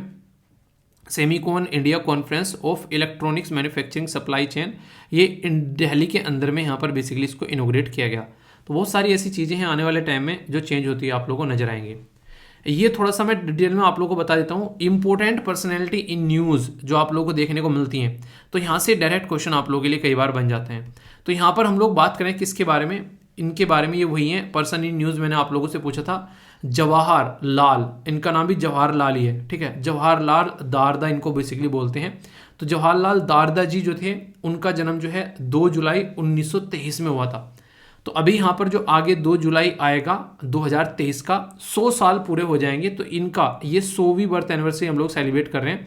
इनको लोकमत श्री जवाहरलाल नेहरू जी का भी नाम इनको दिया जाता था। वैसे कई सारे लोग जो हैं वो इनको बाबूजी के नाम से भी जानते थे, ठीक है। जो लोकमत ग्रुप ऑफ न्यूज़पेपर है, लोकमत मीडिया है, उसके ये फाउंडर थे। महात्मा गांधी जी से बहुत ज़्यादा इंस्पायर हुए थे, तो इसकी वजह से इन्होंने जो है फ्रीडम स्ट्रगल मूवमेंट में पार्टिसिपेट किया, सत्याग्रह मूवमेंट में पार्टिसिपेट किया, इसी के साथ में क्विट इंडिया मूवमेंट में पार्टिसिपेट किया, और 1 साल 9 महीने तक ये जेल की सजा भी काट कर रहे उस टाइम पर। तो यहाँ पर ये काफ़ी इंपॉर्टेंट पर्सनैलिटी थे, इसके चलते आप लोग यहाँ पर कुछ पूछ ले कई बार इनके बारे में। 1973 में रिप्रेजेंट किया गवर्नमेंट ऑफ इंडिया को कोपहेगन डेनमार्क के अंदर में इंटरनेशनल कॉन्फ्रेंस ऑन हाउसिंग में, ठीक है, यानी कि आज़ादी के बाद भी। अगर बात करें 1944 में इनके द्वारा क्रिएट किया गया आज़ाद हिंद सेना, तो यहाँ पर ये बेसिकली यवातमल में आप लोगों को देखने को मिली चीज़ें, ठीक है। तो ये कुछ इंपॉर्टेंट पर्सनैलिटी के बारे में क्वेश्चन पूछे है तो आप लोग हल्का सा याद रख सकते हैं, क्योंकि कई बार क्वेश्चन बन जाया करते हैं, ओके। डायरेक्ट क्वेश्चन है आप लोगों के सामने, बात की जा रही है फोंगपुई के बारे में इन मिजोरम। तो फोंगपुई जो है यहाँ पर ये बोला जा रहा है नोन एज ऑल्सो, क्या उसको और बोला जाता है, ब्लैक, ब्लू, येलो या फिर मिजो हिल। तो सही आंसर यहाँ पर क्या है बताइए। नेक्स्ट यहाँ पर बात की जा रही है तुमकुर। तुमकुर जो है जियोलॉजिकल सर्वे ऑफ इंडिया के द्वारा अभी बोला कि यहाँ पर गोल्ड रिजर्व की बातें की जा रही थी। आंध्र प्रदेश, कर्नाटक, तमिलनाडु या फिर महाराष्ट्र, ठीक है। लिथियम रिजर्व कहाँ पर देखने को मिले ये भी आप लोगों को बताना है। बात की जा रही है यहाँ पर किसके बारे में, ये बात की जा रही है यहाँ पर टेस्टी फ्लाई के बारे में। तो टेस्टी फ्लाई जो है यहाँ पर वो प्रोड्यूस करती है वोलेटाइल फेरोमोन्स, ठीक है। दूसरा बोला गया है इनको बोला जाता है कैरियर, इनको बोला जाता है कैरियर ऑफ द पैरासाइट, जिसको अफ्रीकन टाइपोनोसोम्स, ठीक है। तो इस नाम से भी जानते हैं, मतलब एक तरीके से अफ्रीकन, बेसिकली ये है ट्रेपेनोसोम्स, ठीक है। तो ट्रेपेनोसोम्स, तो यहाँ पर ये इसकी कैरियर है। दूसरा बोला गया इसकी वजह से अफ्रीकन स्लीपिंग सिकनेस की बीमारी भी देखने को मिलती है, जो कि फैटल होती है कई बार इंसानों के लिए। तो कौन सी स्टेटमेंट करेक्ट है, सारी या फिर कोई सी एक बताइए। नेक्स्ट बात की जा रही है तेजा वैरायटी के बारे में। तेजा वैरायटी किससे रिलेटेड है, पेडी, वीट, रेड चिली या फिर यहाँ पर कॉटन, ठीक है। ये आप लोगों को बताना है। नेक्स्ट बात की जा रही है मल्टी डायमेंशनल पॉवर्टी इंडेक्स जो है वो किसके द्वारा रिलीज किया जाता है, United Nation development programme, international monetary fund, इसी के साथ में इंटरनेशनल लेबर ऑर्गेनाइजेशन या फिर वर्ल्ड फूड प्रोग्राम। सही आंसर क्या है आप लोगों के हिसाब से ये बताना है आप लोगों को। सी सेट के द्वारा काफी अच्छा क्वेश्चन आप लोगों को यहाँ पर देखने को मिल रहा है, इसको अटेम्प्ट करो, फिर मैं आप लोगों को आंसर बताऊंगा। तब तक हम लोग एक मैप बेस्ड क्वेश्चन भी कवर करते हैं। ये है आप लोगों के सामने संस्थाम कोटा झील, संस्थाम कोटा लेक भी आप लोग बेसिकली बोल सकते हैं। तो लेक या झील बोला जाए तो एक ही बात है, तो वेटलैंड है, केरला के अंदर में आप लोगों को देखने को मिलेगा। एंशिएंट टेम्पल है जिसका नाम है सस्ता, ठीक है। तो सस्ता जो यहाँ पर टेम्पल है उसी के नाम पर इसका नाम भी यहाँ पर पड़ गया है। तो यहाँ पर ये माना जाता है कि ये एक तरीके से ड्रिंकिंग वाटर की रिक्वायरमेंट पूरी करती है 500,000 लोगों की। 500,000 का मतलब क्या है, यानी कि 1 मिलियन में 10 लाख होते हैं, 500,000 में 5 लाख के करीब आप लोगों को देखने को मिलेंगे। इसी के साथ में इसको वेटलैंड इंटरनेशनल इंपोर्टेंस का भी दर्जा दिया गया रामसर कन्वेंशन के तहत में 2002 में नवंबर के महीने में। तो इसकी वजह से भी यहाँ पर ये जानी जाती है। तो काफ़ी प्यारी सी आप लोगों के सामने यहाँ पर झील है, तो कोई भी डाउट नहीं होना चाहिए। और कहाँ पर है यहाँ पर ये, तो याद रखिएगा ये आप लोगों को केरला के अंदर में देखने को मिलेगी, ठीक है। तो इस तरीके से कई बार क्वेश्चन बनते हैं तो माइंड में कन्फ्यूजन रहेगा तो फिर कोई मतलब नहीं है, अगर कन्फ्यूजन नहीं रहेगा तो ही जिंदगी जीने का मजा है, ठीक है। इसका क्वेश्चन का आंसर क्या है, ये है ब्लू माउंटेन। तो ब्लू माउंटेन यहाँ पर बोला जाता है, तो ये अभी रिसेंटली यहाँ पर कई बार न्यूज़ में आता है, तब यहाँ पर बैकग्राउंड क्वेश्चन पूछा जाता है। तो अगर न्यूज़ के बारे में पता होगा तो आप लोग चीज़ों को समझ पाएंगे। मिजोरम के अंदर में आप लोगों को देखने को मिलते हैं यहाँ पर ये, तो इस तरीके से आप लोग समझ सकते हैं। तो डायरेक्ट क्वेश्चन है, आगे चलते हैं। आगे यहाँ पर बात की जा रही है किसके बारे में, कि तुमकुर कहाँ पर है। तो तुमकुर मुरमुर, ठीक है। तो यहाँ पर ये आप लोगों को कर्नाटक के अंदर में देखने को मिलेगा, ठीक है। आंसर क्या हो गया, आंसर बी हो गया। यहाँ पर रिसेंटली बोला गया कि गोल्ड माइन यहाँ पर देखने को मिल रही है, वो सब बातें तो देखते हैं आगे निकलता है कि नहीं निकलते। बाकी निकलते तो किसको चाहिए। तो ये जो आंसर क्वेश्चन था इसका आंसर रेडी था, यानी कि सारी की सारी स्टेटमेंट जो है वो बिल्कुल करेक्ट थी यहाँ पर, तो ये एक अच्छी बात है। नेक्स्ट यहाँ पर तेजा जो वैरायटी है वो किससे रिलेटेड है, यहाँ पर अगर आप लोगों से पूछ रहे तो ये है रेड चिली। तेजा मतलब एक तरीके से खाते ही मिर्च तेज तेज भागता जा रहा है वो वाली बात है। मल्टी डायमेंशनल जो पॉवर्टी इंडेक्स है ये तो मैंने कई बार आप लोगों से डिस्कस भी किया है काफ़ी डिटेल में, तो इसके बारे में तो आप लोगों को पता ही होगा कि global multi dimensional poverty index जो है यहाँ पर ये रिलीज किया था यूनाइटेड नेशन डेवलपमेंट प्रोग्राम के द्वारा और ऑक्सफॉर्म पॉवर्टी ह्यूमन डेवलपमेंट इनिशिएटिव यानी कि OPI के द्वारा, ठीक है। तो यूनाइटेड नेशन डेवलपमेंट प्रोग्राम है, इससे आप लोग कम से कम याद रखेगा। एजुकेशन ईयर जो है स्कूल में यहाँ पर उसकी में क्या क्या चीज़ देखने को मिल रही है, तो बहुत सारे मुद्दे इनके द्वारा बताए जाते हैं। ये जैसे कि चाइल्ड मोर्टेलिटी न्यूट्रिशन 1/6, ठीक है। इसी तरीके से यहाँ पर कहाँ पर कितना कितना वेटेज देना है उसके बारे में बातें करते हैं, ठीक है। तो ये एक तरीके से इंपॉर्टेंट है। क्वेश्चन का आंसर क्या हो गया, इसका आंसर है ए यानी कि 25, ठीक है। तो ये आप लोग यहाँ पर याद रखिएगा। आइए अब थोड़ी सी अंग्रेजी सीख लेते हैं। कुछ शब्द है आप लोगों के सामने, इनको आप लोगों को अच्छे से एंजॉय करना है, इनके ऊपर सेंटेंस फॉर्म करना है, ठीक है। तो ये शब्द जो हैं इनमें सेंटेंस फॉर्म करोगे तो अच्छे से आप लोग इनको लंबे समय तक याद रख पाओगे और आंसर राइटिंग में भी फायदा पहुंचाएंगे। NDA, CDS, SSC, banking, APFC इनमें भी आप लोगों से डायरेक्ट यहाँ से क्वेश्चन पूछे जाते हैं, ठीक है। मस्टर है चीज़ों को संग्रहण करना, इनके संग्रहण के इकट्ठा करके रखना। कई बार आप लोग देखते हैं बहुत सारे लोग हैं, ठीक है, तो एक जगह इकट्ठा हो गए एक तरीके से, यानी कि असेंबली टाइप में आप लोग बोल सकते हैं, ठीक है, एक तरीके से कुछ ऐसा कि एक नहीं कहीं एक चीज़ें एक सही पैटर्न में रखी हुई चीज़ें भी आप लोग बोल सकते हैं, एक पैटर्न में जो रखी हुई हैं, ठीक है। स्टीरियोटाइप क्या होता है? स्टीरियोटाइप होता है कि हाँ कुछ चीज़ें चली हुई आ रही हैं, वो भाई साहब जो है उसको छोड़ने के लिए तैयार ही नहीं है, ठीक है। ये एक तरीके से ना कि हाँ ये काम तो बस यही करेगा। कई बार लड़कियों के लिए खासकर यूज़ किया जाता है कि हाँ कि लड़कियों के लिए कई सारे ऐसे स्टीरियोटाइप बना के रख रखे हैं कि लड़कियां जो है घरों में ही काम करेंगी, ये काम तो लड़की कर ही नहीं सकती, वो वाली चीज़ें हैं। तो ये बिल्कुल गलत चीज़ें हैं एक तरीके से। यानी आज तक यूनिवर्स का मतलब ये थोड़ा ना कि वो आगे भी नहीं हो सकता है, तो वो बिल्कुल घटिया एक सोच रहती है कि हाँ आज तक ऐसा हो रहा है तो आगे भी ऐसे ही होगा।